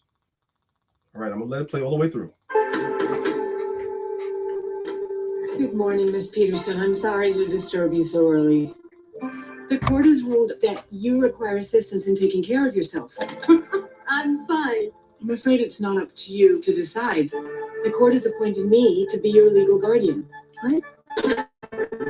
You have to come with me. And threw her in the old folks' home. I'm here to help. My name is Marla Grayson. I'm just someone who cares. Marla Grayson, you've had amazing success. What's your secret? There is no secret, Peter. She forces them into the home, auctions off their house. She forces people into an old folks' home. And once they're there, she gains control of the house and sells the house and the properties and takes the money. But it's just a movie, right? And uses the proceeds to pay herself. Because caring is my job. I will grab your dick and balls and I will rip you clean off. Big deal maker. I know what you do here. Your hustle. Look at all these cash cows on your wall, just leaking money into your account. But Jennifer Peterson, she's off limits. She has very powerful friends who can make life uncomfortable for you. How uncomfortable are we talking?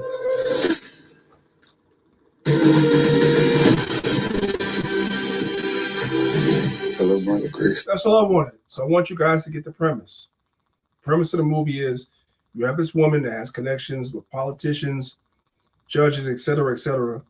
The judges, the politicians, so forth and so on, they come up with some paperwork that declares somebody unable to take care of themselves without that person actually being at the hearing. They remove the person from their home, put them in an old folks' home. Now she gains control of their property and sells it for a profit, and you can't do nothing about it. Sounds like some good old Hollywood stuff, right? That's not real, right? Or is it? Or is it? I want to warn those of y'all that don't live in New York. For those that live in New York, you guys already know about this because there's a heavy population of a certain group of people in New York that are doing this because they think that they're God's people and they could do this. But some of y'all that live in other states that don't have the heavy population, you sleep. So I'm here to wake you up. There's something taking place in New York called deed theft. So while we're being fed narratives on TikTok and everything, talking about Klay Thompson and Klay Thompson and what's the name? Not Nicki Minaj. What's the other rapper? Meg Thee Stallion. We're fed all this other stuff that distracts you. There's real stuff going on in the world. There's something called deed theft that's happening in New York. Deed theft, also known as home title theft, is a fraudulent crime where a scammer, now notice they don't tell you who the scammers are. Don't worry, I'm gonna show you who the scammers are. We're going to identify the scammers. It's a fraudulent crime where a scammer illegally transfers the ownership title of a property into their own name. That was the plot of the movie. They do this without the true owner's knowledge or consent, like you saw in the movie. The woman opened the door and she says, I'm fine to take care of myself. She said, you don't have a choice. And she ended up in the old folks' home. That was just a movie plot, or was it? Usually by forging the homeowner's signature or using deception to trick the owner into signing over the deed. Once the criminal, notice it doesn't say who the criminals are. Don't worry, I'm going to help y'all. We're going to find out who the criminals are together. Once the criminal has the fraudulent deed filed with the local county records office, they attempt to monetize the property. The most common motives include securing loans, where the scammer will take out a home equity line of credit, a HELOC, or a new mortgage against the property, pocketing the cash and leaving the original owner with the financial burden. Selling the property, the fraudster sells the home or vacant land to an unsuspecting third party. Renting, thief rents the property out to tenants to collect monthly income. Fraudsters typically execute deed theft through two main avenues. Forgery, they use stolen personal information and fake IDs to forge your signature onto a deed, and then they file it. So they will forge your signature onto a deed, file it with the city, the state, whatever like that, to make it seem like you did something, and you're not even aware of it. Deceptive signatures. Scammers target vulnerable homeowners such as seniors, the older people. That was in that movie. The people that she was targeting were seniors. It was supposed to be entertainment. I'm telling you, this is happening in Brooklyn right now, and you guys better be aware of it because it's going to happen in the cities as well.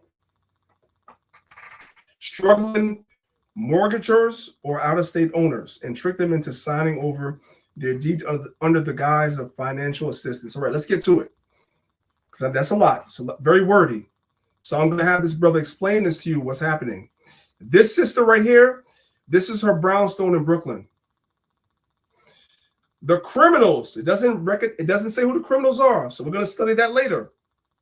The criminals are coming through Brooklyn, and they're taking the homes from foundational Black Americans. These brownstones that are worth millions of dollars. Let's go ahead and turn the volume all the way up. I want y'all to listen. When gentrification, okay. Sorry, let's go back. All right, let's go. When gentrification happens, everybody says you should have bought a home. But what happens when your home gets stolen from you? Well, I'm in Bedside, Brooklyn, and I'm here to talk about deed theft. I'm at 212 Jefferson Avenue, and unfortunately, the family that lives here is experiencing deed theft. But what is deed theft? Deed theft is a type of real estate fraud where someone illegally transfers ownership of a property into their name without the original owner knowing. Deed theft typically happens by targeting vulnerable properties such as homes owned outright, meaning they don't have a mortgage, vacant properties or second homes, and elderly owners, especially elderly owners, because they're usually not on top of their paperwork. That was what was in the movie. This is happening in real life, for real. They're targeting the elderly especially, but also vulnerable people that are not on top of their paperwork. You have these criminals, but we still don't know who the criminals are, not yet. They also sometimes forge documents, or sometimes they file documents to the city saying they own the property. After owning your property, they might sell the house to an unsuspecting buyer, or they might actually take out loans using your property as collateral, or they could even rent it out and collect money on your property. The craziest part about deed theft is that you might not even know that your house actually was a victim of deed theft until months later when the police show up and they tell you have to leave the property. So you can have the police show up at your house. I'm talking to the homeowners that's listening. You could have the police show up at your house and tell you have to get out right now because you don't own this property, somebody else does. And you're like, how can that happen? It's happening through something called deed theft. It's happening in New York because you have a certain criminal element that's doing that in New York. But I want y'all to be aware of it because it could happen in other states later. Listen. Hi, my name is Carmela Charrington. I live at 212 Jefferson. My name is Ray Cortez. My father's a victim of deed theft at 91 St. Mark's Place. 200 Jefferson Avenue Block Association president. We've just been working with our community to help protect our neighbors. I'm Chief Minister Omar Hardy. I'm the owner, in fact, of the Slave Theater and the Black Lady Theater as well. The Slave Theater was knocked down unlawfully and stolen from my family and the community by way of deed theft, and as well as the Black Lady Theater, stolen as well. I want you guys to take a minute to look at who the victims of this deed theft is. It's us. Right? It's us. We still haven't identified the criminals yet, but it's us. The properties that we have in Brooklyn, for those that are from New York, Brooklyn in the house, you have a criminal element that's using legal maneuvers with the courts. They have relationships with the judges, with lawyers, so forth and so on, and they're using nefarious deeds, also our ignorance of law, and they're coming and they're stealing properties from our people in Brooklyn openly. Let's keep going.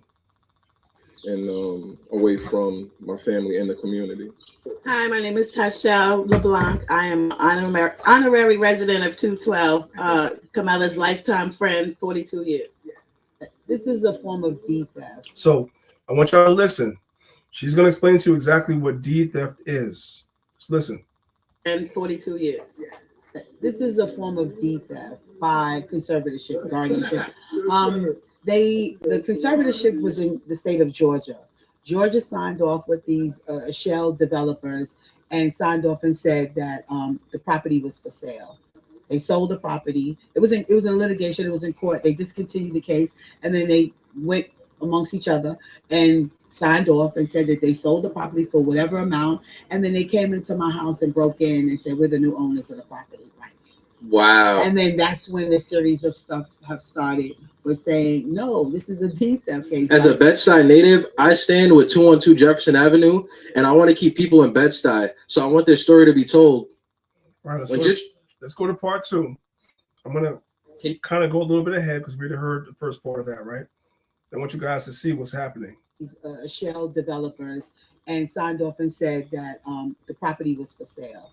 They sold the property. It was in litigation. It was in court. They discontinued the case, and then they went amongst each other and signed off and said that they sold the property for whatever amount. And then they came into my house and broke in and said, we're the new owners of the property.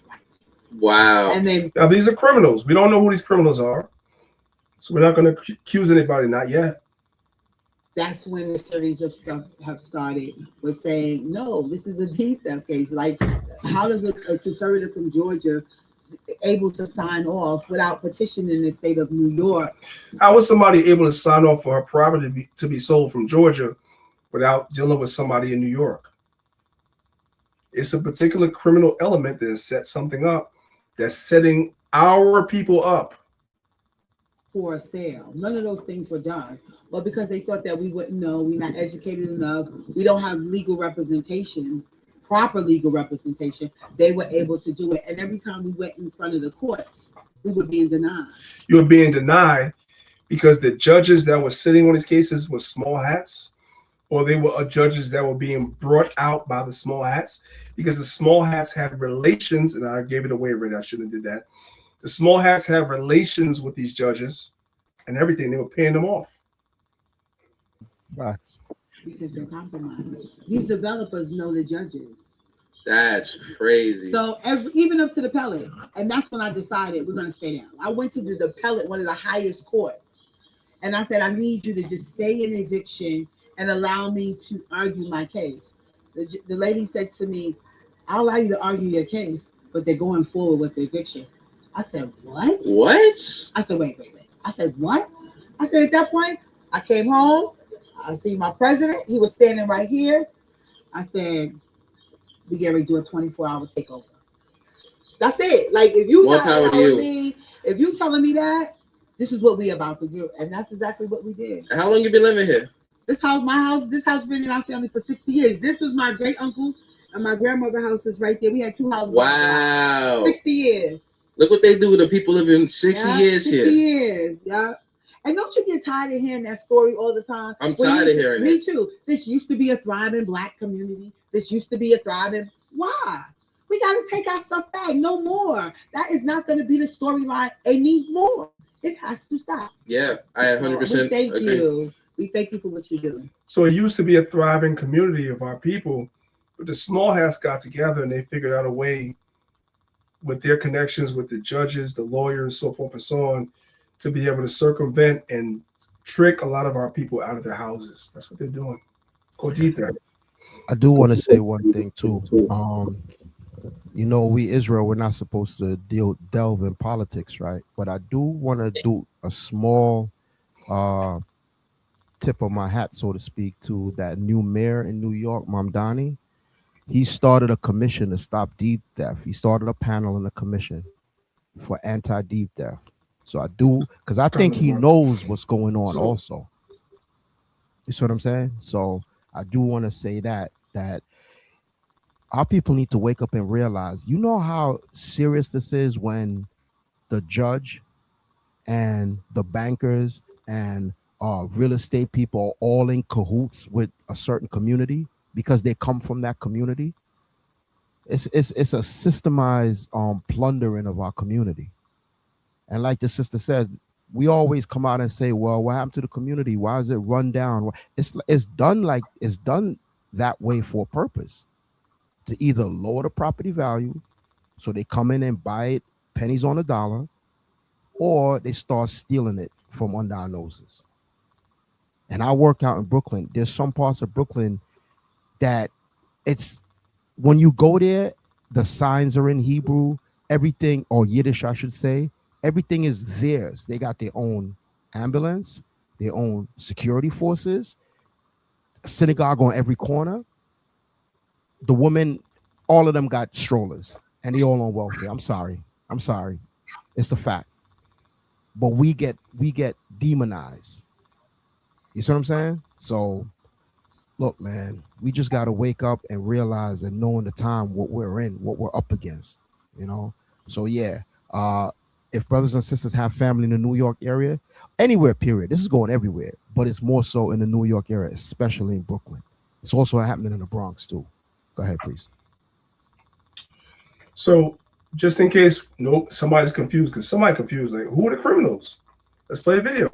Let's find out who these criminals are that are doing this to our people because they think it's right. But when you talk about it, it's anti-Sem. Check it out. A courtroom confrontation today after the long-awaited sentencing in a major deed theft case was unexpectedly postponed. News 12 Shakti Dennis was there. Tensions ran high inside the. Who are they chanting against? Who are they chanting against? Who's stealing all the Black people's foundational Black Americans' properties in Brooklyn through deed theft, through deception? Y'all tell me. I don't know. I was looking.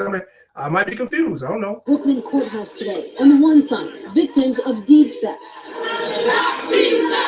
The other, supporters of Sanford Solnit, a disbarred lawyer who was convicted back in June for stealing 11 Brooklyn properties through a fraudulent real estate scheme targeting mostly minority homeowners in financial distress. His sentencing was supposed to happen today, but last night some victims learned that it had been postponed. Lawyers saying Solnit hadn't met with probation because of the Jewish holidays. Still, some victims came to court anyway, only to find dozens of Solnit supporters there too. He told me that I should not come today. Why can't I show up today as a victim? Why didn't you call all of them and tell them not to show up? Inside the courtroom, the judge set a new sentencing date and allowed one victim who traveled from out of state to read an impact statement. He took away my property. He took away my choice. Mr. Solnit harmed me and left me with the short end of the stick. Solnit's defense attorney says he respects the court's decision, but claims the victims are not telling the full story. This court found him guilty of making a false representation. Punishment will ensue for that. But this persistent notion that all of these individuals were hapless, unknowing, unintelligent individuals is just wrong. Victims and advocates say they're frustrated by how long the case has dragged on. Some are still fighting to keep their property. It destroyed our lives. They took more than 13 years away from us. The new sentencing date is now set to November 12th, and on that day, more victims are expected to address Sony directly and tell him how this whole situation has impacted them. In downtown Brooklyn, Shakti Dennis, News 12 Brooklyn. So it's happening in New York. I want y'all to know, especially New Jersey, because a lot of them are leaving New York and coming to communities in New Jersey. For those that know, East Orange, etc. For those that know, y'all got to be aware of this. They're going to do the same things there. Some of y'all are kind of safe from it. Y'all communities don't really have an influx of these people, but just know that this exists. I'm going to say that, right? Just know that this stuff exists, and this is what these people do, and they think they're justified in doing what they're doing to our people. And if you speak against it, remember what the IHRA website said, whether it's real or imagined, because they know that this stuff is real. So they have to put that in there. Like, you, even if it's real, you can't say nothing. You're anti-Semite if you do. Hello? I'm gonna watch a little bit of this video real quick. Just a little bit. I came to do inspection of the house. So I gotta say this, man. Shout out to Jake, man. Shout out to Tribe of Judah, Foundation of Black Americans. My man said, I'm gonna knock that bra cup off your head if you try to do that deep depth stuff over here. I'm not playing with you. I just gotta say that. Shout out to the brother. I agree. Listen. I came to do inspection of the house. Ain't no inspection. You don't own the house. Get out of here. You don't own nothing. Get court order. Notice earlier we just sort of were criminals doing deed theft.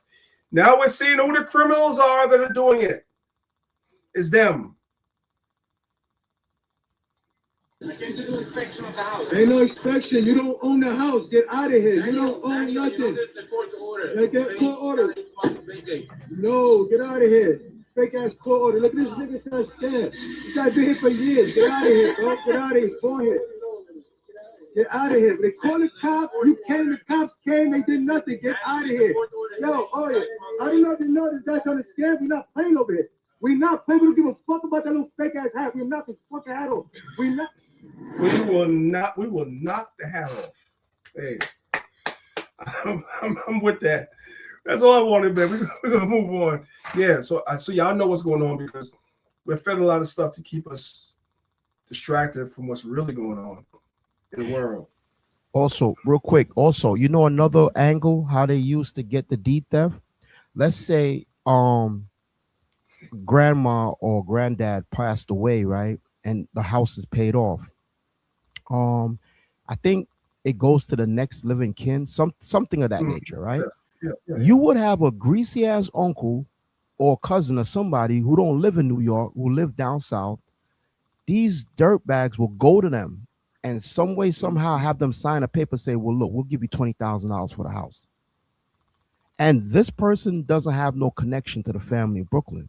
But because they're blood relatives and because of succession throughout the family, whatever the case may be, they'll pay them pennies on a dollar and they'll sign some paperwork off, and that gets them as a foot in, so to speak, so they could start the legal process to steal the house. So a lot of our people, we can't be so quick to sell out, man. You know, that's part of it too, Priest. Yep. There's a sister, I didn't include it in the lesson. There's a sister that she paid $180,000 for a brownstone. Amalek came in and did the whole deed theft thing, and they're selling the brownstone now for $3 million. I didn't include it because it was kind of a long rabbit hole. Crazy. And I knew I didn't have enough time, but I'm just telling y'all, yeah, the house, she spent many years paying off $180,000 brownstone in Brooklyn.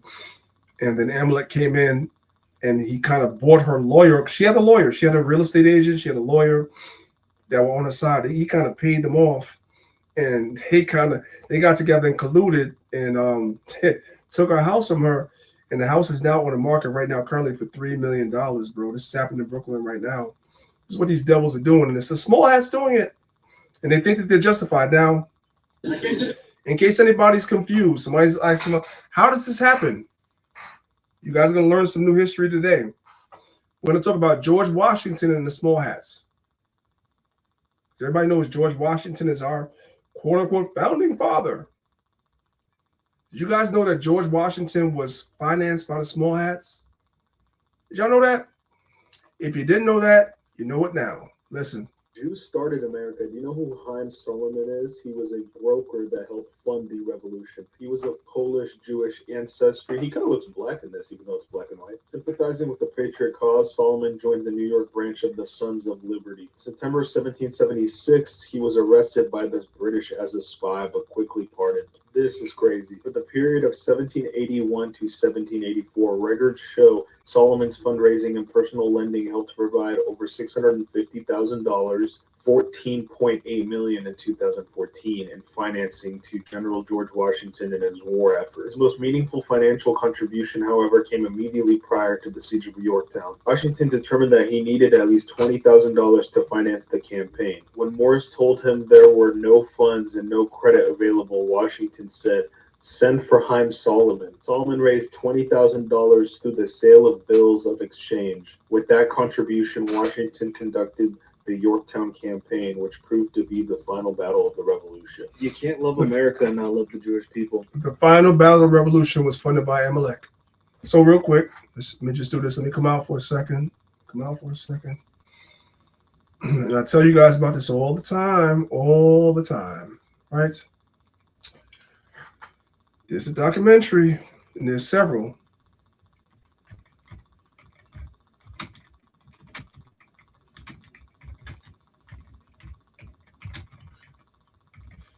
So I just did a quick search. All wars, you guys can see it, are banker wars. A lot of these wars that you guys see happen from the American Revolution up until us at war with Iran right now. I want you guys to understand that banks have been involved in all of them. The banks and the small hats have made profits off of all of them. I just want y'all to understand that, all right? They'll feed you a narrative about why we're going to war and what needs to happen and freedom. And no, somebody's making some money off of that. That's what they do. With that being said, we're going to end this particular PowerPoint with a prayer. This is Psalms 109. We're going to make a prayer against the wicked. It says, "Hold not thy peace, O God, Yahweh of my praise. For the mouth of the wicked and the mouth of the deceitful are opened against me. They have spoken against me with a lying tongue. They have compassed me about also with words of hatred and fought against me without a cause." Verse 4, "For my love, they are my adversaries, but I give myself unto prayer. And they have rewarded me evil for good and hatred for my love. Set thou a wicked man over him, and let Satan stand at his right hand. When he shall be judged, let him be condemned, and let his prayer become sin. Let his days be few, and let another take his office. Let his children be fatherless, and his wife a widow." This is how we prayed against our enemies. "Let his children be fatherless, and his wife a widow. Let his children be continually vagabonds and beg. Let them seek their bread also out of their desolate places." It's okay to pray like this because this is in the Bible. Let's read this. Verse 11, "Let the extortioner catch all that he hath, and let the stranger spoil their labor. Let there be none to extend mercy unto him, neither let there be any to favor his fatherless children." No stepdad, no. "Let his posterity be cut off, and in the generation following, let their name be blotted out. Let the iniquity of his fathers be remembered with the Lord, and let not the sin of his mother be blotted out. Let them be before the Lord continually, that he may cut off the memory of them from the earth." This is what we're praying for. This is good stuff. "Because that he remembered not to show mercy." These nations don't have mercy towards us, "but persecuted the poor and needy man, that he might even slay the broken in heart. He loved cursing, so let it come unto him. As he delighted not in blessing, let it be far from him. As he clothed himself with cursing, like as with his garment, so let it come into his bowels like water, and like oil into his bones." 19, "Let it be unto him as the garment which covereth him, and for a girdle wherewith he is girded continually." Verse 20, "Let this be the reward of mine adversaries from the Lord, and of them that speak evil against my soul. But do thou for me, O God, for thy name's sake, because thy mercy is good. Deliver thou me, for I am poor and needy, and my heart is wounded within me. I am gone like the shadow which when it declineth. I am tossed up and down as the locust. My knees are weak through fasting and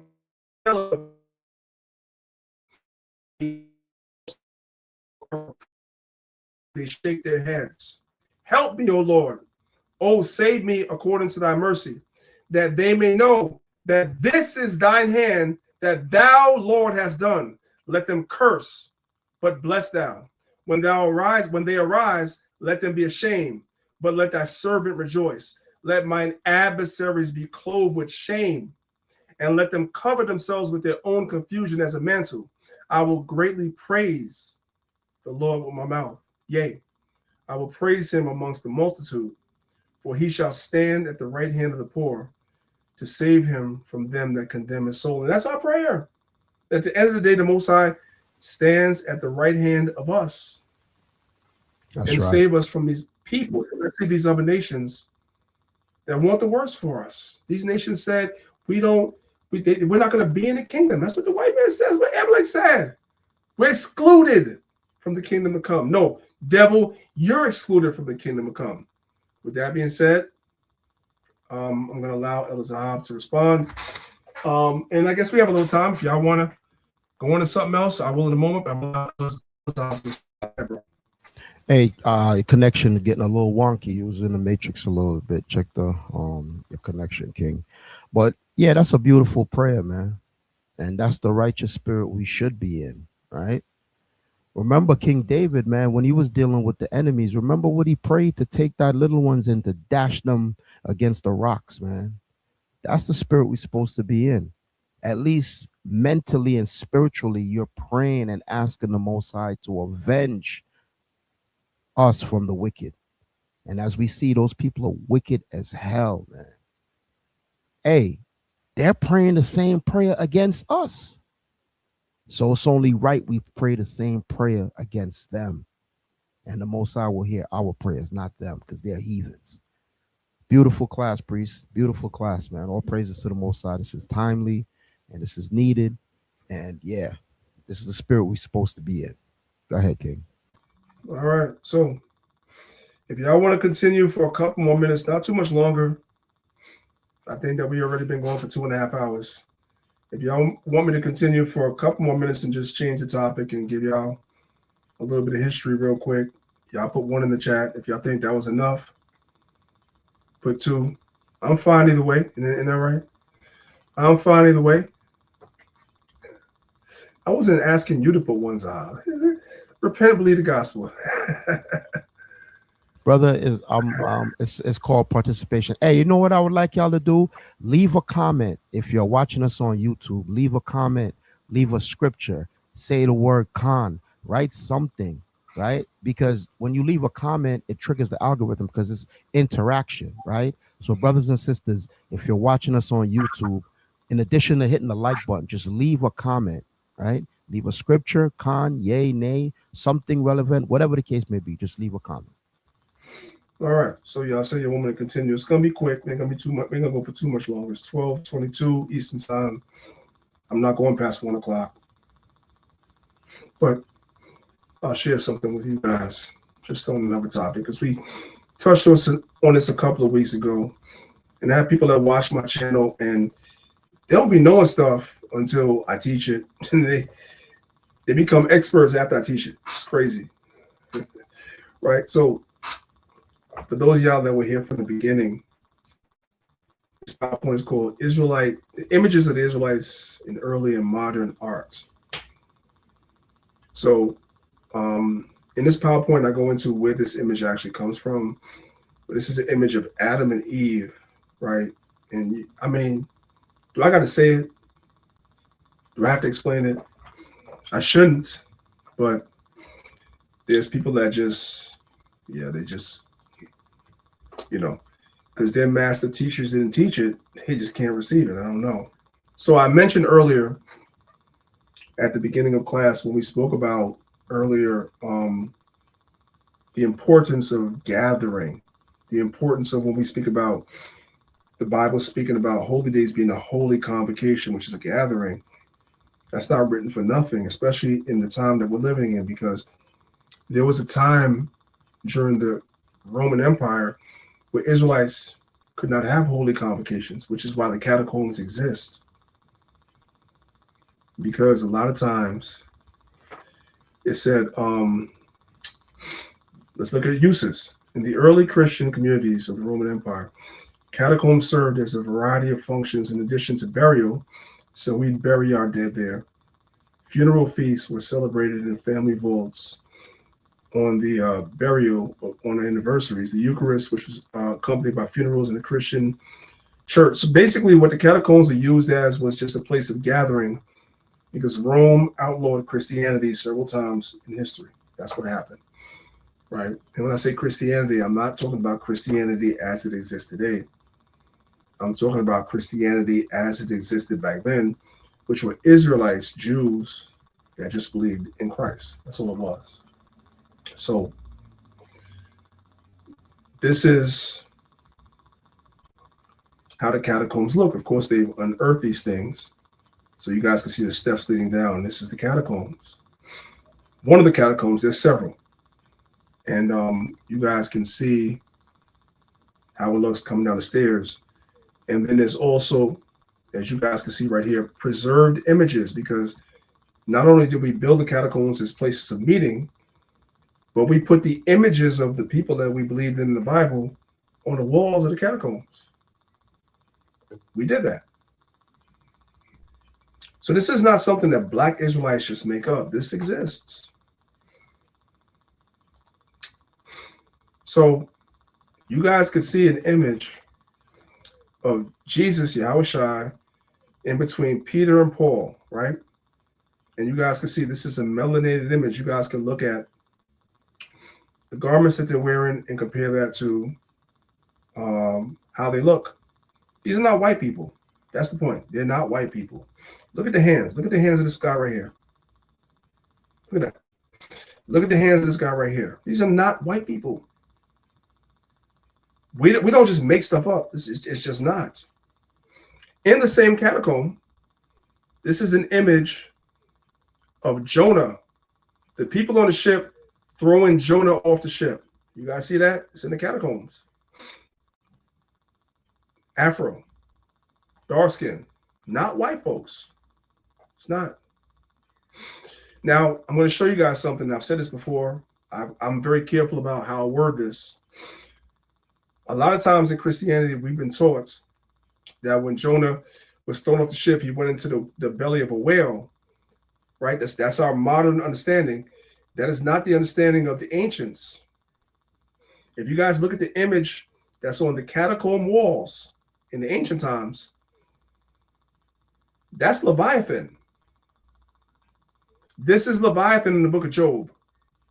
When Jonah's being thrown off the ship, in the ancient world, they pictured Leviathan in the water, not a whale. Now, I'm not telling you that's what it was. I'm just telling y'all how they understood it back then. It's in the artwork. Can't get around it. It's in the artwork. That's Leviathan. And if you look at a lot of the ancient images of Jonah being thrown off the boat, a lot of times it was Leviathan that was in the water, not a whale. And there are reasons why that's important. Scientific reasons about whales and their capacity to swallow a human being, so forth and so on, right? There's all types of arguments against the Bible. And then we go look at the ancient art and we see that the ancients didn't even understand it to be a whale at all. That's Leviathan. But nevertheless, these are dark-skinned people in the images, not white folks. And these images are ancient. These are in the catacombs. All right? What else? We'll do this. I'm kind of just bouncing around. This is something called the Beit Alpha Synagogue, you guys. That's how it looks. And there's a mosaic on the floor of the synagogue of the sacrifice of Isaac. So let's go in a little closer. This is it. Let's go in a little closer. This is the sacrifice of Isaac. This is Abraham. And this is Isaac. in this synagogue. These are ancient relics. You tell me. I won't give y'all no commentary. You tell me.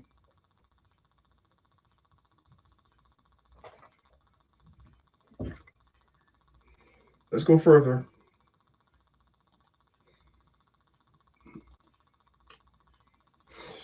This is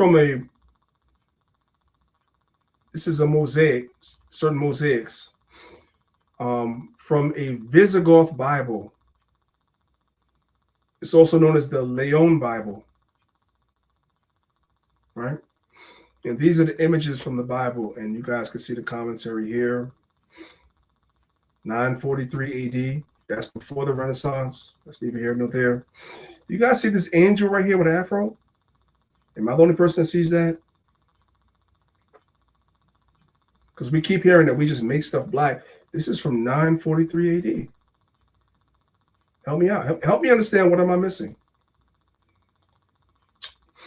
These are some of the images that are within this Bible. This Bible that's from 943 AD. This is Goliath. That's why he's so big. You guys notice everybody else is small. This guy is tall. This is from the Bible from 960 AD. This is Goliath. Look at the whites of his eyes and look at his complexion. Look at his afro. And these are the Philistines that are with him. And this fellow right here is King David. Brown. Look at the whites of his eyes. Everybody in this image has a brown face with an afro and the whites of the eyes. This is a Bible from 960 AD. I thought the black Israelites just make stuff up. I just want y'all to soak that in for a second. Devour that for a second. And then we'll move on. This is another image of the Philistines and the Israelites, but it's kind of blurry, so we're going to leave it alone. Here's more images from the same Leon Bible. Same guys with afros, brown skin with the whites of the eyes, the Philistines versus the Israelites. King David and his army, the whites of his eyes, afro, whatever, right? You guys see that? Well, let's keep going. Let's keep going. It's all good. Elijah and Elisha. Look at this right here. Right? Adam and Eve from the same Leon Bible. See it? Figure 10. Adam and Eve. Their own Bible. Look at Adam. Look how dark Adam is. Look at the whites of his eyes and Eve. Then we have the Annunciation.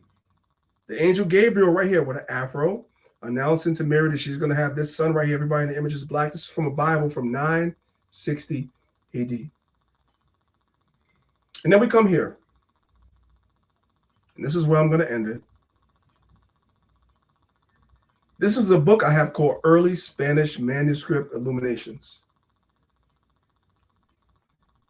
by John Williams. You can look this book up. It exists. I have it. I'm going to show you guys I have this book.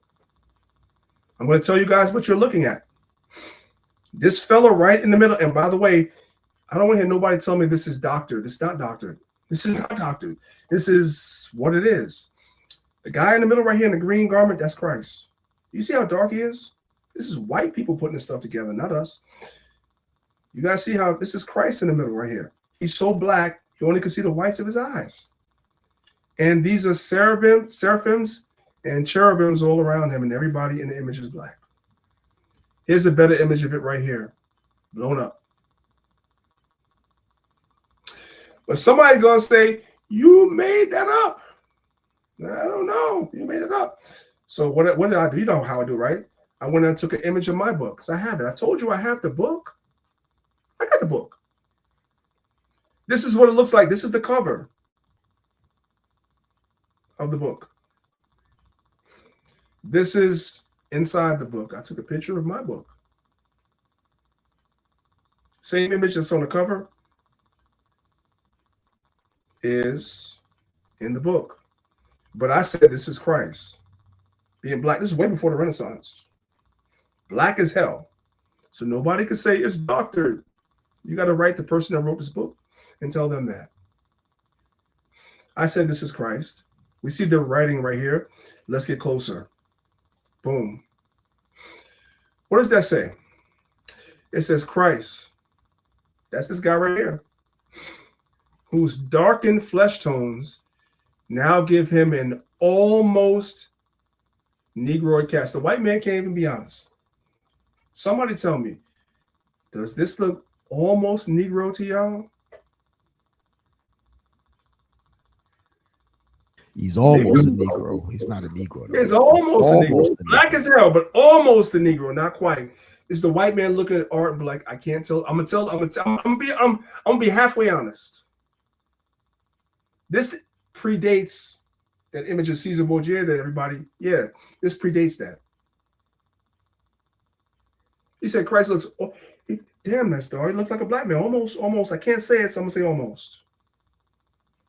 Christ, whose darkened flesh tones now gave him an almost Negro cast, is shown enthroned between two cherubs. That's the two cherubs right here. The angels, what color are they? Look at the hands. What are we talking about? Is shown enthroned between two cherubs with a great circular firmament suspended from the hands of two seraphims. These are the seraphims up here. How do they look? Somebody tell me something, right?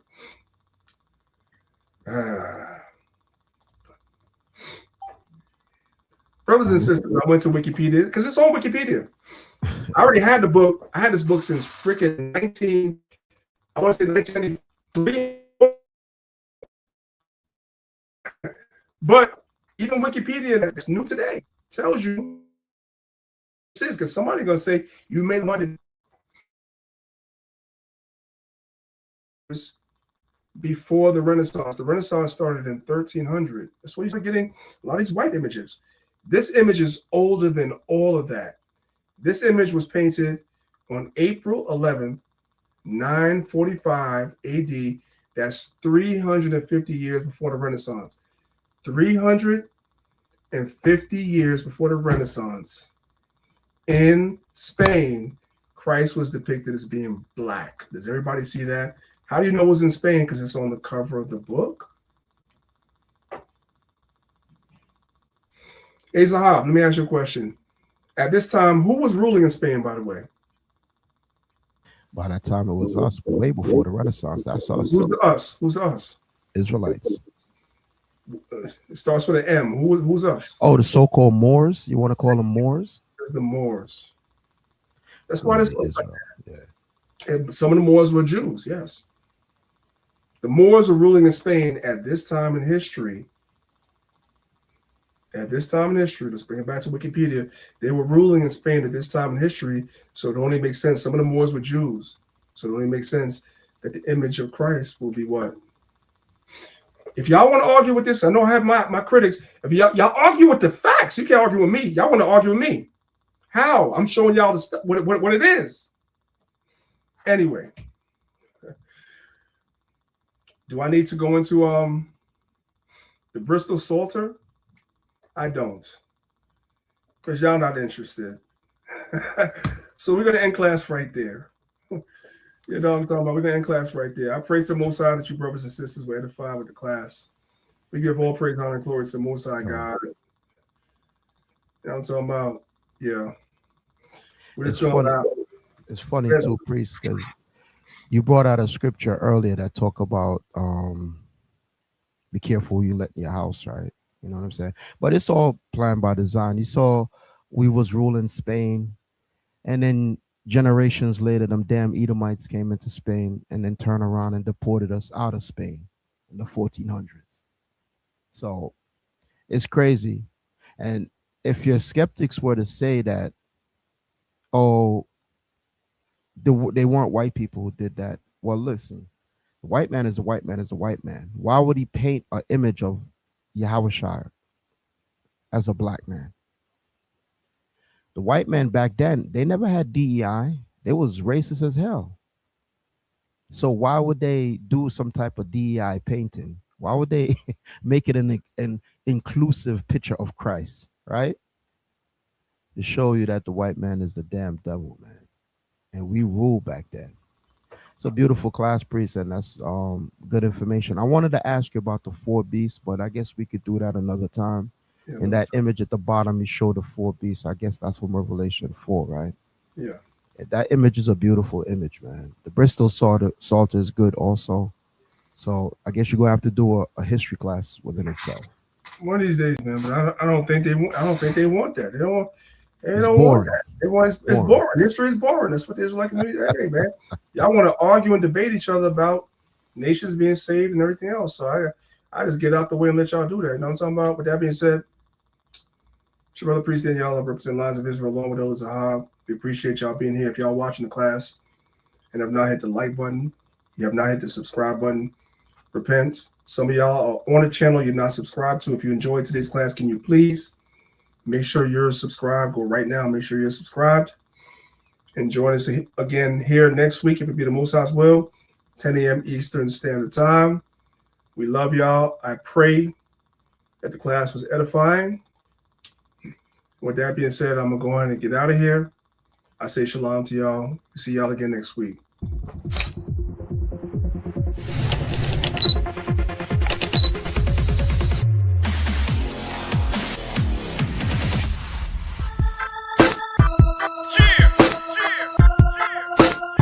I'm telling Babylon. I'm telling Babylon. I'm telling Babylon. You let everybody get a turn. When the angels come, I'ma scream, let her burn. You let everybody get a ride. Did you really think God was gonna let it slide? You let everybody get a turn. When the angels come, I'ma scream, let her burn. You let everybody get a ride. Did you really think God was gonna let it slide? Her name is Babylon. I call her Babs for short. She has a lot of lovers. She lets them pass her port. She has a love affair with every foreign nation. She has a favorite wine. Its name is fornication. She has a purple robe. She has a pearly necklace. And if you worship Caesar, she'll give you worldly blessings. She's insatiable. She cannot hide her passion. Last week, somebody said she rides a dragon. I know it's crazy, but the question is why she had to put a crown upon its 7 heads. And it's even deeper. I had to peep the madness. She made war with the saints that tried to keep commandments. And since she killed the righteous and won't let me be, when she burns, it won't be from an STD. Bodies everywhere, both man and beast. And on that day, the birds are gonna have a feast. You let everybody get a turn. When the angels come, I'ma scream, let her burn. You let everybody get a ride. Did you really think God was gonna let it slide? You let everybody get a turn. When the angels come, I'ma scream, let her burn. You let everybody get a ride. Did you really think God was gonna let it slide? Show me the finest girl. Babs is just as pretty. Her name is Babylon. The girl is such a mystery. Yeah, she's been that way since we were little kids. She nicknamed me Mark like I was 666. She said, you want my number? I said, you high as hell. She said, you need my number or you can buy or sell. She said, take my number. I know that I can't make you, but I'm espoused to Christ and I'm staying faithful. Isaiah had a vision. He saw the elevation. Jesus preached the gospel. John had a revelation. Her lovers hated Babs, so they burned her up. What's upside down, the Lord could always turn it up. You let everybody get a turn. When the angels come, I'ma scream, let her burn. You let everybody get a ride. Did you really think God was gonna let it slide? You let everybody get a turn. When the angels come, I'ma scream, let her burn. You let everybody get a ride. Did you really think God was gonna let it slide?